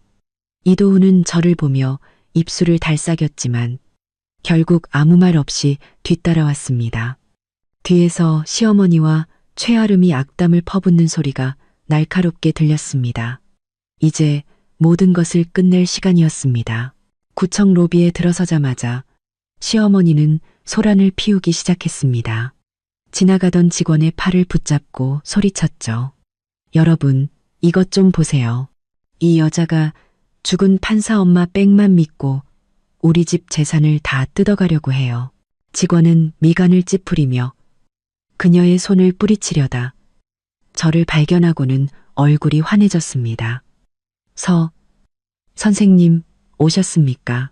그 모습을 본 시어머니는 더욱 기세등등해졌습니다. 거봐, 내가 저것들 한통속이라고 했지. 억울해서 이혼 못해. 어머니, 제발 그만하세요. 이도훈이 어머니를 말렸습니다. 저희는 서류 처리하러 온 거잖아요. 무슨 서류? 이러다 우리 집안 거덜나게 생겼는데. 시어머니는 아들의 손을 뿌리치고 저를 가리키며 소리쳤습니다. 서유진, 너 양심이 있으면 이럴 수 없어. 우리 도훈이가 지난 몇 년간 너한테 얼마나 잘해줬는데. 이제 와서 재산 절반을 다 가져가겠다고? 양심에 찔리지도 않아? 양심이요? 저는 냉소했습니다. 저한테 이혼하라고 윽박지를 땐 양심 없으셨나 봐요. 이제 와서 저한테 양심을 찾으시니 좀 늦은 것 같네요. 그때 우리를 담당하던 직원이 재산 목록을 들고 다가왔습니다. 이도훈 선생님, 박미숙 여사님, 저희가 확인해 본 결과 두 분의 혼인 기간 중 예금은 총 6억 원, 주식 계좌 잔고는 2억 4천만 원, 그리고 차량 시세가 1억 2천만 원으로 총 재산은 9억 8천만 원입니다. 법에 따라 균등분할하여 서유진 선생님께서 받으실 금액은 4억 8천만 원입니다. 차량은 이도훈 선생님 소유로 하되 그 가치의 절반인 6천만 원을 서유진 선생님께 추가로 지급하셔야 합니다. 총 5억 4천만 원입니다. 5억 4천이라고? 시어머니가 비명을 질렀습니다. 지금 날강도 아니야. 그 돈은 우리 도훈이가 피땀 흘려번 돈인데 쟤랑 무슨 상관이야. 혼인 중에 취득한 소득은 모두 공동재산으로 간주됩니다. 직원은 서류를 건네며 말했습니다. 은행 거래 내역과 주식 거래 기록이 모두 여기 있습니다. 직접 확인해 보시죠. 시어머니는 서류를 낚아채 보지도 않고 갈기갈기 찢어버렸습니다. 안 봐. 이건 너희가 다 짜고 치는 고스톱이야. 내가 너희를 고소할 거야. 고소하셔도 좋습니다. 직원은 무표정하게 말했습니다. 하지만 법원에서도 공정한 판결을 내릴 것이며 그 결과는 지금 이 계산과 크게 다르지 않을 겁니다. 오히려 더 많은 금액을 지급하셔야 할 수도 있습니다. 시어머니는 할 말을 잃었습니다. 옆에 있던 최아름이 거들었죠. 이건 너무하잖아요. 제 엄마가 판사면 다예요? 죽은 사람이 산 사람 일까지 간섭하는 게 말이 돼요? 아가씨, 말씀 조심하시죠. 직원은 그녀를 싸늘하게 쳐다봤습니다. 심은영 판사님은 저희 사법계의 큰 어른이셨고 존경받아 마땅한 분입니다. 최아름은 더는 말을 잇지 못하고 이도훈의 뒤로 숨었습니다. 그는 심호흡을 하고 저를 보며 말했습니다. 유진아, 5억 4천은 너무 많아. 우리 집에 그렇게 큰 현금은 없어. 조금만 깎아주면 안 될까? 안 돼요. 저는 그를 쳐다봤습니다.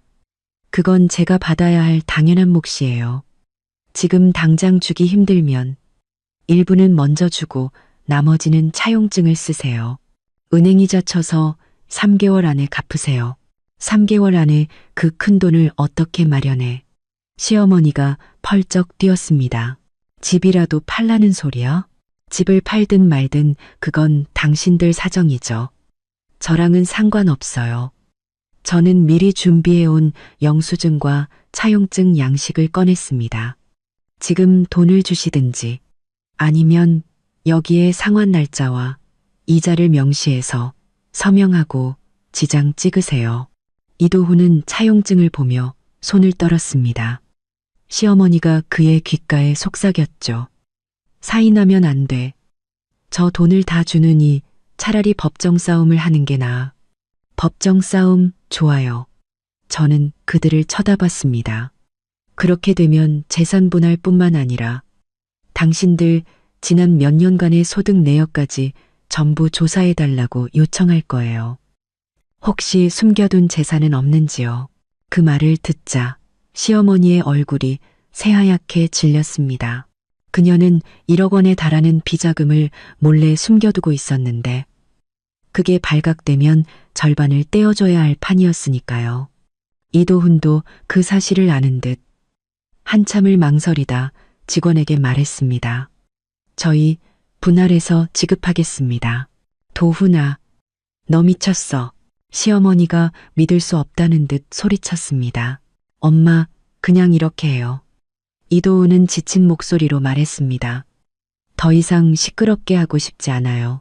그는 펜을 들어 차용증에 자신의 이름을 쓰고 지장을 찍어 제게 건넸습니다. 우선 현금으로 2억 원을 주고 나머지 3억 4천만 원은 3개월 안에 갚을게. 좋아요. 저는 차용증을 받아 꼼꼼히 확인하고 가방에 넣었습니다. 이도훈은 지갑에서 카드 한 장을 꺼내 제게 건넸습니다. 이 안에 2억 원 들어있어. 비밀번호는 내 생일이야. 저는 순간 멈칫했습니다. 그가 아직도 제 생일을 기억하고 있다니. 시어머니는 분해서 발을 동동 굴렀습니다. 너 아직도 제 생일을 비밀번호로 쓰니? 아주 쟤한테 단단히 홀렸구나. 저는 아무 말 없이 카드를 들고 창구로 가 돈을 이체했습니다. 돌아오자 직원이 이혼 합의서를 준비해 놓고 있었습니다. 여기에 서명하시면 됩니다. 저는 어머니의 만년필을 꺼내 합의서에 제 이름을 적었습니다. 펜촉이 종이를 스치는 사각사각 소리가 마치 어머니께서 잘했다고 말씀해 주시는 것 같았습니다. 이도훈도 떨리는 손으로 서명을 마쳤습니다. 직원이 우리에게 이혼 확인서를 건네주었습니다. 이제 두 분은 법적으로 부부가 아닙니다. 시어머니는 이도훈의 서류를 낚아채 그의 팔을 끌고 밖으로 나갔습니다. 가자, 가. 재수 없는 곳에 더 있다가는 병나겠다. 최아름은 저를 의기양양하게 쳐다보고는 그들을 따라 나섰습니다. 저는 이혼 확인서를 들고 그 자리에 서 있었습니다. 해방감, 슬픔, 그리고 약간의 막막함이 뒤섞인 복잡한 기분이었습니다. 직원이 다가와 물 한 잔을 건넸습니다. 서 선생님, 너무 상심 마십시오. 앞으로 좋은 날만 있을 겁니다. 감사합니다. 그동안 정말 신세 많이 졌습니다. 천만에요. 그는 웃으며 말했습니다. 심 판사님께서 따님이 이렇게 강한 분이라는 걸 아시면 분명 기뻐하실 겁니다. 구청을 나오자 햇살이 따사롭게 내리쬐었습니다. 저는 하늘을 보며 깊게 숨을 들이쉬었습니다. 서유진, 이제부터는 오직 너 자신을 위해 사는 거야. 골목 입구에 들어서자 아버지가 저를 기다리고 계셨습니다. 제 손에 들린 서류를 보시더니 눈시울이 붉어졌습니다. 유진아, 아빠, 저 괜찮아요. 저는 아버지를 안았습니다. 다 끝났어요. 그래, 괜찮으면 됐다. 아버지는 제 등을 토닥이셨습니다. 집에 가자. 아빠가 네가 제일 좋아하는 갈비찜 해놨다. 집에 돌아와 저는 이혼 서류와 차용증을 테이블 위에 놓았습니다. 아버지는 그것을 보시고는 고개를 끄덕이셨습니다. 내 몫은 당연히 받아야지. 오후에 잠시 눈을 붙이려는데 모르는 번호로 전화가 왔습니다. 서유진 씨 맞습니까? 전화기 너머에서는 낯익은 남자의 목소리가 들렸습니다. 네, 맞는데요. 누구시죠? 박 회장 동생입니다. 남자의 목소리는 차가웠습니다. 박미숙 여사가 나한테 500만 원을 주면서 당신을 좀 괴롭혀달라고 하더군요. 심장이 쿵 내려앉았습니다. 무슨 짓을 하려는 거죠? 긴장 풀어요. 협박하려는 거 아니니까. 남자는 웃으며 말했습니다. 우리 형님이 법을 어긴 건 사실이니까. 네 엄마한테 원망은 없어. 근데 박미숙 같은 사람은 돈 때문에 무슨 짓이든 하는 인간이야. 난 그런 인간이 제일 싫거든. 당신한테 전화한 건 그 여자가 앞으로도 다른 사람 시켜서 당신을 괴롭힐 테니 조심하라고 알려주려고 그런 거야. 그리고 그 500만 원 돌려줄 생각 없으니까 우리 형님 위로금이라고 생각하라고 전해주쇼. 알려주셔서 감사합니다. 별 말씀을. 남자는 잠시 뜸을 들이다 말했습니다. 내 엄마 좋은 판사였어. 내가 함부로 말해서 미안했소. 전화를 끊고 저는 만감이 교차했습니다. 박 회장 동생이 제게 이런 경고를 해줄 줄은 몰랐습니다. 세상에는 그래도 사리 분별을 할 줄 아는 사람도 있구나 싶었죠. 아버지께 이 일을 말씀드리자 아버지는 미간을 찌푸리셨습니다. 그 박 여사 정말 제정신이 아니구나. 내가 박 삼촌한테 다시 한번 얘기해둬야겠다. 걱정 마라. 밤에 아버지와 저녁을 먹고 있는데 이도훈에게서 문자가 왔습니다. 유진아, 미안해. 엄마가 통장에 있던 돈을 전부 빼서 아름이 다이아 반지 사준다고 가져가셨어. 약속한 날짜에 돈을 못 줄 것 같아. 문자를 보자 분노로 손이 떨렸습니다. 그 집안은 정말 구제불능이었습니다. 저는 답장했습니다. 그건 당신 사정이지 내 사정 아니야. 3개월 뒤에 돈 못 받으면 바로 법정에서 보자. 문자를 보내고 휴대폰을 던져버렸습니다. 아버지가 물으셨습니다. 왜 그러니? 그 집에서 돈 떼어 먹으려고 한대? 네, 시어머니가 돈을 다 가져갔대요. 최아름 반지 사준다고. 이런 괘씸한. 아버지가 테이블을 탁 치셨습니다. 내가 내일 당장 찾아가서 아빠, 괜찮아요. 저는 아버지를 말렸습니다. 저 혼자 해결할 수 있어요. 정말 돈 안 주면 법대로 하면 되죠. 법이 장식품은 아니잖아요. 아버지는 저를 보며 안쓰러운 듯 고개를 끄덕이셨습니다. 그래, 우리 딸 다 컸구나. 저는 웃으며 갈비찜 한 조각을 입에 넣었습니다. 어머니가 해주시던 바로 그 맛이었습니다. 엄마, 보세요. 저 이제 제 자신을 지킬 수 있어요. 다음 날 아침 저는 인재채용센터에 갔습니다. 입구에 들어서자마자 최아름이 이도훈의 팔짱을 낀 채 들어오는 모습이 보였습니다. 그녀의 손가락에는 눈이 부실 정도로 큰 다이아 반지가 끼워져 있었죠. 그녀는 저를 보자마자 일부러 손을 높이 들어 보이며 말했습니다. 어머, 서유진 디자이너 아니세요? 이런 데는 어쩐 일로? 실력 좋다더니 아직도 백수 신세인가 봐? 적어도 남자한테 빌부터 살지는 않아요. 저는 그녀를 무시하고 안으로 들어갔습니다. 뭐라고? 최아름이 따라오며 소리쳤습니다. 내가 도훈 씨한테 의지하는 게 뭐 어때서? 그 사람은 나를 사랑하니까. 남편한테 버림받고 혼자 일자리나 구하러 다니는 누구랑은 다르지. 정말 불쌍하다. 불쌍하다고요? 저는 걸음을 멈추고 그녀를 쳐다봤습니다. 저는 제 능력으로 밥 벌어 먹고 사니 하나도 안 불쌍해요. 오히려 내 돈으로 산 반지를 끼고 좋아하고 있는 당신이 더 불쌍하네요. 창피하지도 않으세요? 최아름의 얼굴이 시뻘개졌습니다. 무슨 소리야? 이건 도훈 씨가 나 좋아서 사준 거라고. 그렇겠죠. 저는 웃으며 말했습니다. 하지만 그 돈은 우리 공동 재산이었으니 절반은 내 돈이에요. 그렇게 좋으면 계속 끼고 다니세요. 제가 기부한 셈 칠 테니 너. 최아름은 분해서 말을 잇지 못하고 저를 때리려 했지만 이도훈이 막아섰습니다. 아름아, 그만해. 우리 볼일 보러 온 거잖아. 무슨 볼일? 저 여자 비웃어주러 온 거 아니었어? 최아름은 그의 손을 뿌리쳤습니다. 서유진, 내 엄마가 판사라고 대단한 줄 알지?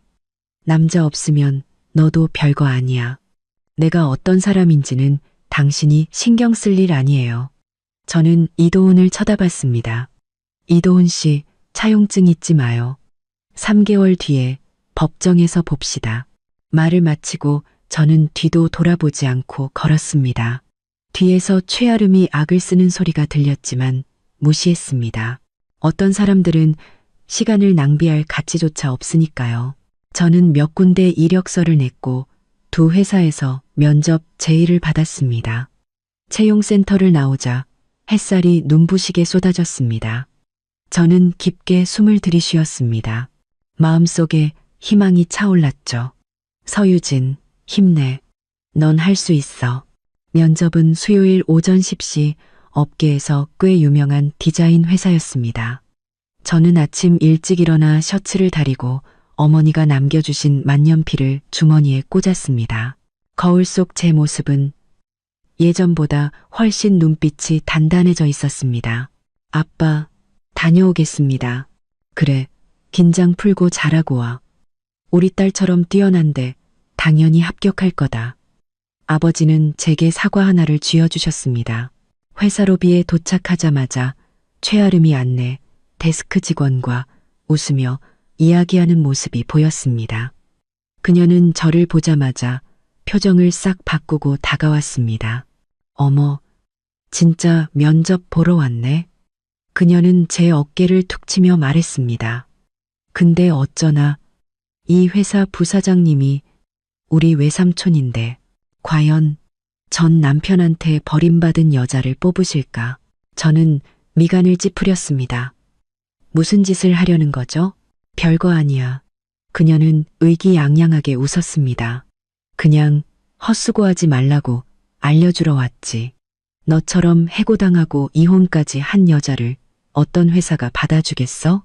나를 받아줄 회사가 있을지 없을지는 당신이 정하는 게 아니에요. 저는 그녀를 지나쳐 엘리베이터로 향했습니다. 어딜 도망가. 최아름이 뒤에서 소리쳤습니다. 내가 이미 외삼촌한테 다 말했어. 네가 예전에 회사에서 동료 프로젝트 뺏고 상사랑 싸우다가 잘렸다고. 심장이 쿵 내려앉았습니다. 저 여자는 정말 악랄했습니다. 하지만 지금은 그녀와 싸울 때가 아니었습니다. 저는 심호흡을 하고 엘리베이터에 올랐습니다. 면접관은 디자인팀 총괄팀장님으로 안경을 쓴 중년 남성이었습니다. 그는 제 포트폴리오를 넘기며 한동안 말이 없었죠. 저는 손에 땀이 나는 것을 느꼈습니다. 서유진 씨, 맞으시죠? 팀장님이 안경을 밀어 올리며 말했습니다. 포트폴리오를 보니 아이디어가 아주 좋습니다. 다만 방금 전에 제보가 하나 들어왔는데 이전 회사에서 표절 문제로 해고되셨다고요. 사실입니까? 아닙니다. 저는 즉시 반박했습니다. 저는 회사 구조조정으로 인해 퇴사한 것이며 다른 사람의 디자인을 표절한 적은 단 한 번도 없습니다. 그렇습니까? 팀장님은 휴대폰을 꺼내 채팅 기록 캡처 화면을 보여주었습니다. 익명으로 온 제보입니다. 예전에 수상하셨던 호텔 디자인이 동료의 아이디어를 도용한 것이라고 하더군요. 저는 그 캡처 화면을 보고 분노로 손이 떨렸습니다. 그 디자인은 제가 사흘 밤을 새워가며 만든 것이었습니다. 어떻게 표절일 수가 있죠? 최아름의 짓이 분명했습니다. 팀장님, 그건 모함입니다. 저는 애써 침착하게 말했습니다. 당시 작업했던 스케치와 수정 기록이 모두 있습니다. 제 결백을 증명할 수 있습니다. 확인할 시간이 필요하겠군요.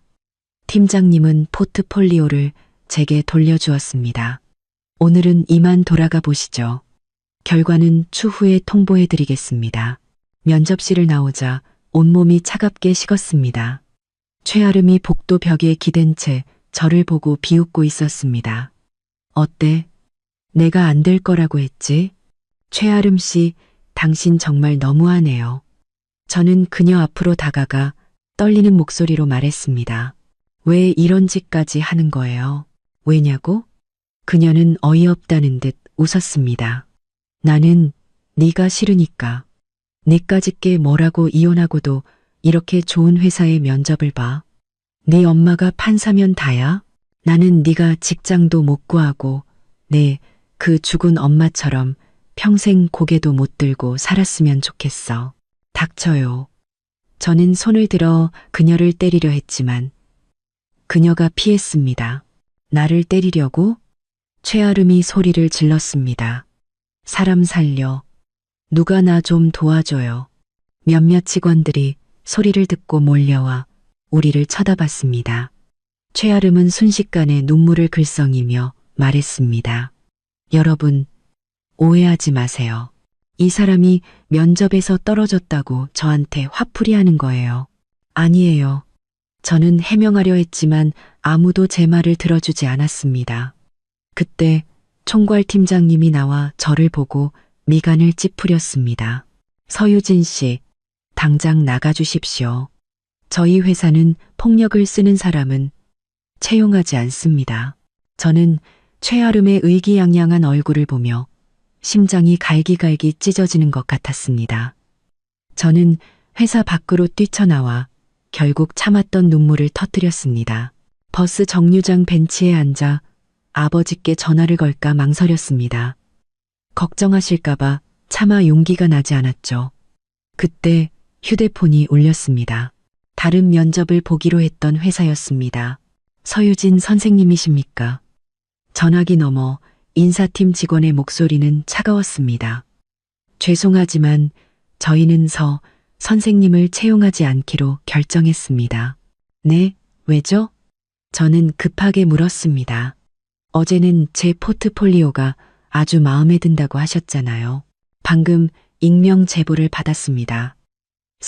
선생님께서 혼인 기간 중에 남편의 돈을 횡령하고 개인적인 빚도 많다고 들었습니다. 저희는 직원의 인성을 중요하게 생각하기 때문에 그건 거짓말이에요. 저는 기가 막혀 말을 잇지 못했습니다. 한쪽 말만 듣고 판단하시면 안 되죠. 죄송합니다. 저희 나름의 기준이 있습니다. 인사팀 직원은 그 말만 남기고 전화를 끊었습니다. 저는 휴대폰을 쥔 채 온몸을 떨었습니다. 이도훈이었습니다. 그가 아니면 우리 집 재정 상황을 알 사람이 없었습니다. 그가 최아름과 한패가 되어 저를 이렇게까지 망가뜨리려 하다니. 집에 돌아오자 아버지는 제 붉어진 눈을 보고 물으셨습니다. 면접 잘 안 됐니? 저는 아버지께 모든 일을 털어놓았습니다. 아버지는 분노로 테이블을 내리치셨습니다. 이런 나쁜 놈들. 내가 당장 가서 따져야겠다. 아빠, 가지 마세요. 저는 아버지를 말렸습니다. 그 사람들은 우리가 흥분해서 실수하기를 바라는 거예요. 그렇다고 이렇게 당하고만 있을 순 없지 않니? 아버지는 숨을 헐떡이셨습니다. 내가 내일 당장 그놈들 회사에 쳐들어가서 그들의 진짜 모습을 만천하에 폭로할 거다. 안 돼요, 아빠. 저는 고개를 저었습니다. 그렇게 하면 오히려 우리가 이상한 사람 취급받을 거예요. 엄마가 뭐라고 하셨는지 잊으셨어요? 무슨 일이든 침착하게 증거를 찾아서 반격해야 한다고요. 아버지는 저를 보며 천천히 화를 가라앉히셨습니다. 그럼 이제 어떡하니? 직장도 잃고 뒤에서 저렇게 음해하는데 직장은 다시 구하면 돼요. 하지만 제 명예는 저들 마음대로 더럽히게 둘 수 없어요. 저는 주먹을 꽉 쥐었습니다. 그들이 헛소문을 좋아한다면 제가 보여주겠어요. 거짓은 절대 진실을 이길 수 없다는 걸요. 다음 날 아침 저는 예전 회사 동료들을 찾아가 도움을 청했습니다. 제 사정을 들은 동료들은 모두 분노했습니다. 유진 씨, 걱정 마요. 우리가 증인이 되어줄게요. 예전 팀장님이 가슴을 치며 말했습니다. 당신이 어떤 사람인데 우리가 모를까봐? 표절이라니 말도 안 되는 소리지. 맞아요. 우리가 증명서 써줄게요. 당신이 해고된 게 아니라 구조조정 때문에 어쩔 수 없이 나간 거라고요. 그리고 그 수상작, 그때 제가 바로 옆에 있었어요. 당신이 밤새워가며 수정하는 거 다 봤다고요. 사진도 있어요. 동료들의 따뜻한 마음에 저는 가슴이 뭉클했습니다. 저는 혼자가 아니었습니다. 증거 자료를 다 모으고 집에 가려는데 이도훈에게서 전화가 왔습니다. 잠시 망설이다 받았죠. 유진아, 미안해. 그의 목소리는 무척 지쳐 있었습니다. 아름이가 그런 짓을 한 건 나도 방금 알았어. 방금 알았다고요? 저는 냉소했습니다. 그 여자가 제 면접 회사에 찾아가서 헛소문을 퍼뜨린 걸 당신이 몰랐다고요? 제게 빚이 많다고 모함한 건 당신이 말해주지 않았다면 그 여자가 어떻게 알았을까요? 이도훈은 할 말을 잃었습니다. 나는 정말 걔가 그렇게까지 할 줄은 몰랐어. 유진아, 한 번만 더 기회를 줘. 내가 걔랑 헤어질게. 너한테 사과할게. 필요 없어요. 저는 그의 말을 끊었습니다. 이도훈 씨, 우리 이미 이혼했어요. 당신이 최아름이랑 어떻게 되든 저랑은 상관없어요. 하지만 한 번만 더 저에 대한 헛소문을 퍼뜨리면 명예훼손으로 고소할 거예요. 유진아, 제발. 저는 그대로 전화를 끊고 그의 번호를 차단했습니다. 회사 건물을 나오자 이도훈이 장미꽃다 발을 들고 서 있었습니다. 저를 보자마자 달려왔죠. 유진아, 여긴 어쩐 일이에요? 저는 경계하며 한 발짝 물러섰습니다. 너한테 사과하러 왔어. 이도훈이 꽃을 내밀었습니다. 아름이도 자기 잘못 인정했어. 다시는 너 괴롭히지 않겠대. 유진아, 우리 다시 합치면 안 될까? 재혼이요? 저는 기가 막혀 웃음이 나왔습니다. 이도훈 씨, 제정신이에요? 그게 가능하다고 생각해요? 왜 안 돼? 이도훈이 흥분하며 말했습니다. 우리 그래도 부부였잖아. 네 마음속에 아직 내가 있다는 거 알아. 제 마음은 중요하지 않아요. 저는 그를 쳐다봤습니다. 중요한 건 제가 당신이라는 사람을 이제 확실히 알았다는 거예요. 당신은 무책임하고 비겁하고 늘 회피하기만 하잖아요. 당신이랑 재혼하느니 혼자 사는 게 낫겠어요. 유진아, 비켜요. 저는 그를 지나쳐 버스 정류장으로 향했습니다. 이도훈이 갑자기 제 손목을 잡았습니다. 가지마, 유진아, 엄마가 그랬어. 네가 재혼만 해주면 그 3억 4천만 원 안 갚아도 된다고. 내가 그깟 돈 때문에 당신이랑 다시 살 것 같아요. 저는 그의 손을 뿌리쳤습니다. 이도훈 씨, 당신은 정말 구제불능이네요. 그가 다시 다가오려 하자 회사 경비 아저씨가 막아섰습니다. 이봐요, 여기서 뭐 하는 겁니까? 자꾸 이분 귀찮게 하면 경찰 부를 겁니다. 이도훈은 멀어지는 제 뒷모습을 보며 결국 그 자리에 멈춰 섰습니다. 집으로 돌아오는 버스 안에서 저는 창밖을 보며 생각했습니다. 화가 나기도 했지만 마음은 오히려 평온했습니다. 최아름과 이도훈이 저렇게 발버둥 치는 것은 그만큼 그들이 불안하다는 증거였습니다. 그들은 제가 잘 사는 것이 두려운 것입니다. 하지만 그들은 틀렸습니다. 저는 과거를 잊지 않을 겁니다. 그 상처들은 저를 더 강하게 만드는 갑옷이 될 테니까요. 집에 돌아오자 아버지는 제가 가져온 증거 자료들을 보시고는 눈을 빛내셨습니다. 잘했다. 이 자료들만 있으면 이제 누가 감히 헛소리를 하겠니.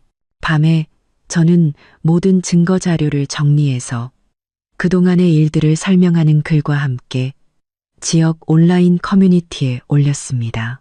글을 올린 지 얼마 되지 않아 수많은 댓글이 달리기 시작했습니다. 저 서유진 씨 알아요. 디자인 실력 정말 좋은 분인데 표절이라니 말도 안 돼요. 그 최아름이라는 여자, 백화점에서 일할 때부터 낱말하기 좋아하기로 유명했어요. 이도훈 완전 마마보이네. 이혼하고도 전 부인한테 저렇게 질척거리다니 창피하다. 댓글들을 보며 저는 가슴이 따뜻해졌습니다. 세상은 아직 정의로웠습니다. 다음 날 아침 면접을 받던 회사에서 전화가 왔습니다. 총괄 팀장님이었습니다. 서유진 선생님, 죄송합니다. 저희가 모든 사실을 확인했습니다. 오해해서 정말 죄송합니다. 팀장님의 목소리는 진심으로 미안해하는 것 같았습니다. 보내주신 자료들을 보니 억울한 일을 당하셨더군요. 저희는 여전히서 선생님과 함께 일하고 싶습니다. 혹시 아직 저희 회사에 오실 의향이 있으신지요? 진실을 알아주셔서 감사합니다. 저는 웃으며 말했습니다. 저도 기꺼이 함께하고 싶습니다. 정말 잘 됐습니다. 그럼 다음 주 월요일부터 출근 가능하시겠습니까? 네. 전화를 끊고 저는 아버지를 껴안았습니다. 아빠, 저 합격했어요. 그럴 줄 알았어. 우리 딸이 최고지. 아버지도 무척 기뻐하셨습니다. 점심때 제가 올린 커뮤니티 글은 이미 화제가 되어 있었습니다. 많은 사람들이 이도훈과 최아름을 비난했고, 심지어 최아름이 예전에 백화점에서 고객의 화장품을 몰래 바꿔치기 했다가 매니저에게 혼났던 일까지 폭로되었습니다. 꼴 좋다. 남 험담하더니 이제 자기 과거가 다 드러났네. 오후에 모르는 번호로 전화가 왔습니다. 서유진 씨 맞으십니까? 저는 최아름 씨 외삼촌의 친구 되는 사람입니다. 로펌에서 일하고 있고요. 외삼촌께서 조카가 그런 일을 저지를 줄은 몰랐다며 대신 사과를 전해달라고 하셨습니다. 그리고 이도훈 씨가 아까 회사에 찾아와 외삼촌께 최아름과 헤어지겠다고 소란을 피우고 반지를 집어 던지고 갔다고 합니다. 아마 그 두 사람 오래 못 갈 것 같습니다. 저와는 상관없는 일입니다.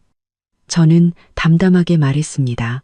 전화를 끊고 저는 아무런 감정도 느끼지 못했습니다.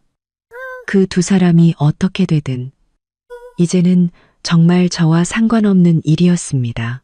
저는 컴퓨터를 켜고 새로 입사할 회사에 프로젝트 자료를 찾아보기 시작했습니다. 창문으로 들어오는 햇살이 키보드 위에서 따뜻하게 빛났습니다. 월요일 새 회사에 첫 출근하는 날, 저는 일부러 30분 일찍 도착했습니다. 안내 직원을 따라 디자인팀으로 가는데 부사장실 문이 열려 있었습니다. 최아름의 외삼촌인 박 부사장이 문 앞에서 통화를 하고 있었죠. 그는 저를 보자 싸늘한 눈빛으로 전화를 급히 끊었습니다. 어이쿠, 서유진 디자이너 아니신가? 내 조카가 그렇게 뜯어말렸는데도 용케 들어왔네. 그는 팔짱을 낀 채 문을 막아섰습니다. 저는 그를 무시하고 안으로 들어갔습니다. 그가 뒤에서 비아냥거렸습니다. 디자인팀에서 지금 큰 프로젝트 하나 맡고 있는데 능력 안 되는 사람이 괜히 들어와서 팀에 민폐 끼치는 거 아닌가 몰라. 팀원들의 시선이 제게 쏠렸습니다.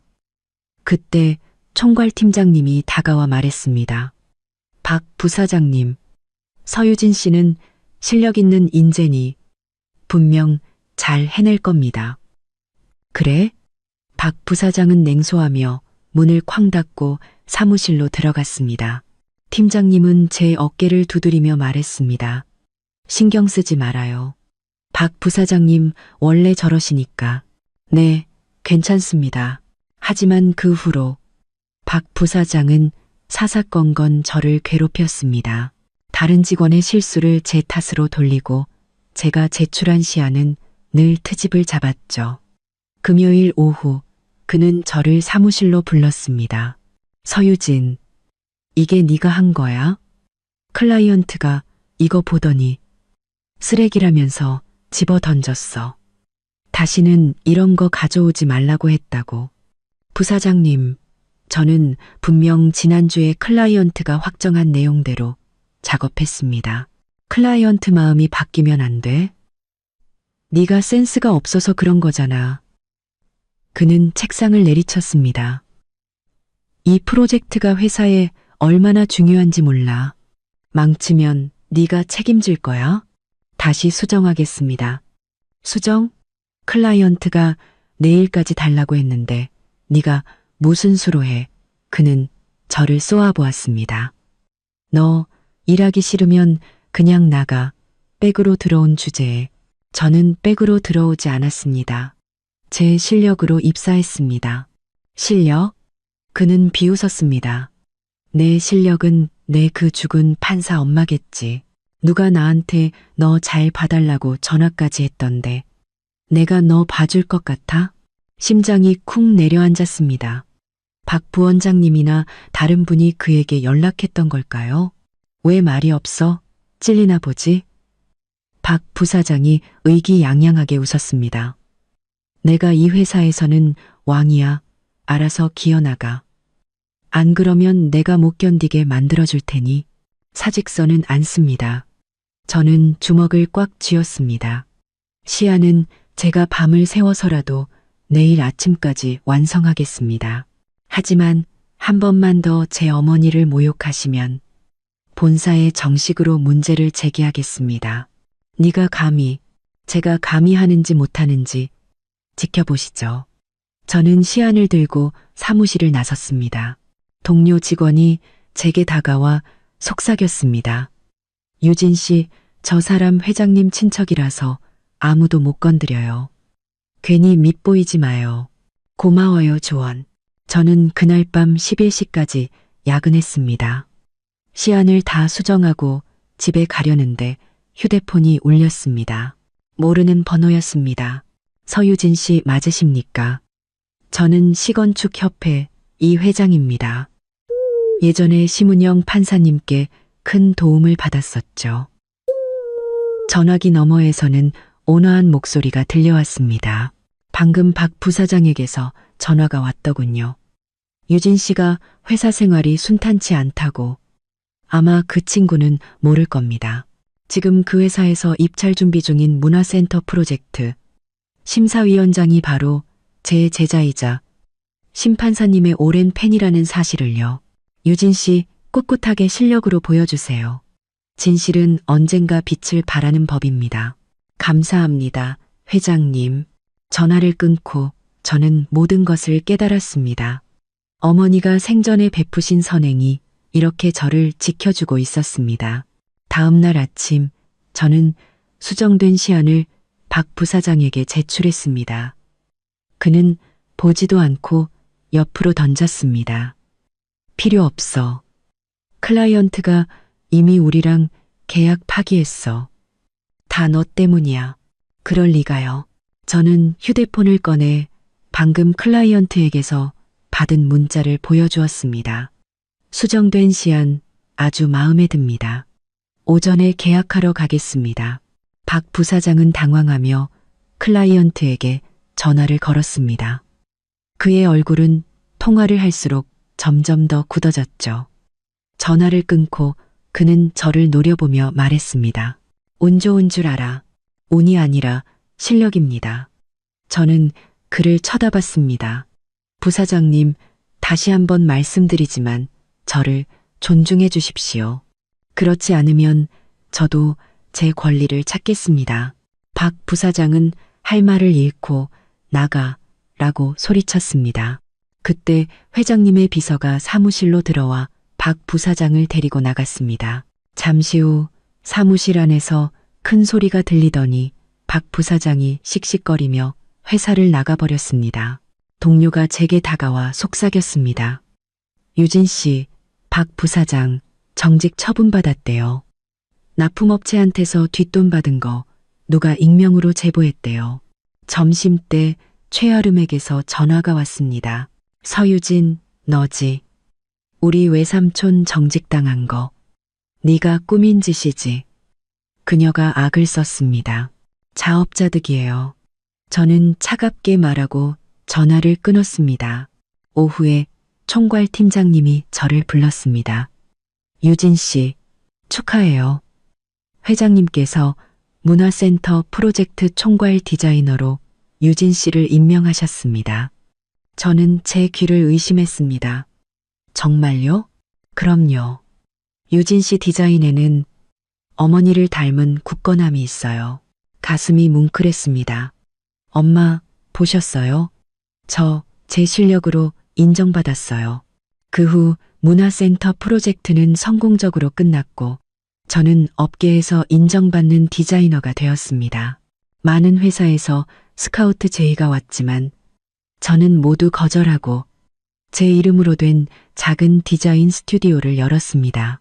어느 날 밤 프로젝트를 함께하며 가까워진 건축가 권지혁 씨가 제게 청혼했습니다.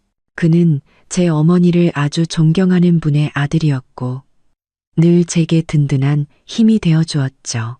저는 눈물을 흘리며 그의 청혼을 받아들였습니다. 결혼식에는 어머니의 옛 동료분들이 많이 찾아와 축하해 주셨습니다. 저는 그분들을 보며 어머니가 남기신 가장 큰 유산은 돈이나 명예가 아니라 사람들의 마음속에 남은 존경과 신뢰라는 것을 깨달았습니다. 가끔 전 남편 이도훈의 소식이 들려왔습니다. 그는 고향에 내려가 작은 가게를 차렸고 평범한 여자와 결혼해 아들을 낳고 살고 있다고 했습니다. 시어머니는 손주를 돌보며 예전의 기세는 온데간데 없이 평범한 할머니가 되었다고 했죠. 그들의 소식을 들어도 제 마음은 잔잔한 호수 같았습니다. 저는 제 남편, 제 일, 그리고 저를 지지해주는 사람들과 함께 행복하게 살고 있습니다. 삶은 때로 거친 파도처럼 우리를 힘들게 하지만 그 파도를 이겨냈을 때 우리는 더 단단하고 아름다운 사람이 될 수 있다는 것을 저는 이제 압니다. 여러분, 결혼은 그 사람의 인성과 가풍을 보는 것입니다. 책임감 없는 남자는 아무리 당신을 사랑한다 해도 피하세요. 그리고 어떤 상황에서도 경제적 독립을 잃지 마세요. 돈은 당신에게 자신감과 선택권을 줍니다. 당신의 착함에는 날카로운 가시가 있어야 합니다. 부당함에 맞서 싸울 용기를 가지세요. 마지막으로 절대 삶에 대한 희망을 잃지 마세요. 한쪽 문이 닫히면 반드시 다른 쪽 창문이 열립니다. 저처럼 여러분도 결국에는 자신만의 행복을 찾을 수 있을 겁니다. 여러분은 더 나은 삶을 살 자격이 충분하니까요.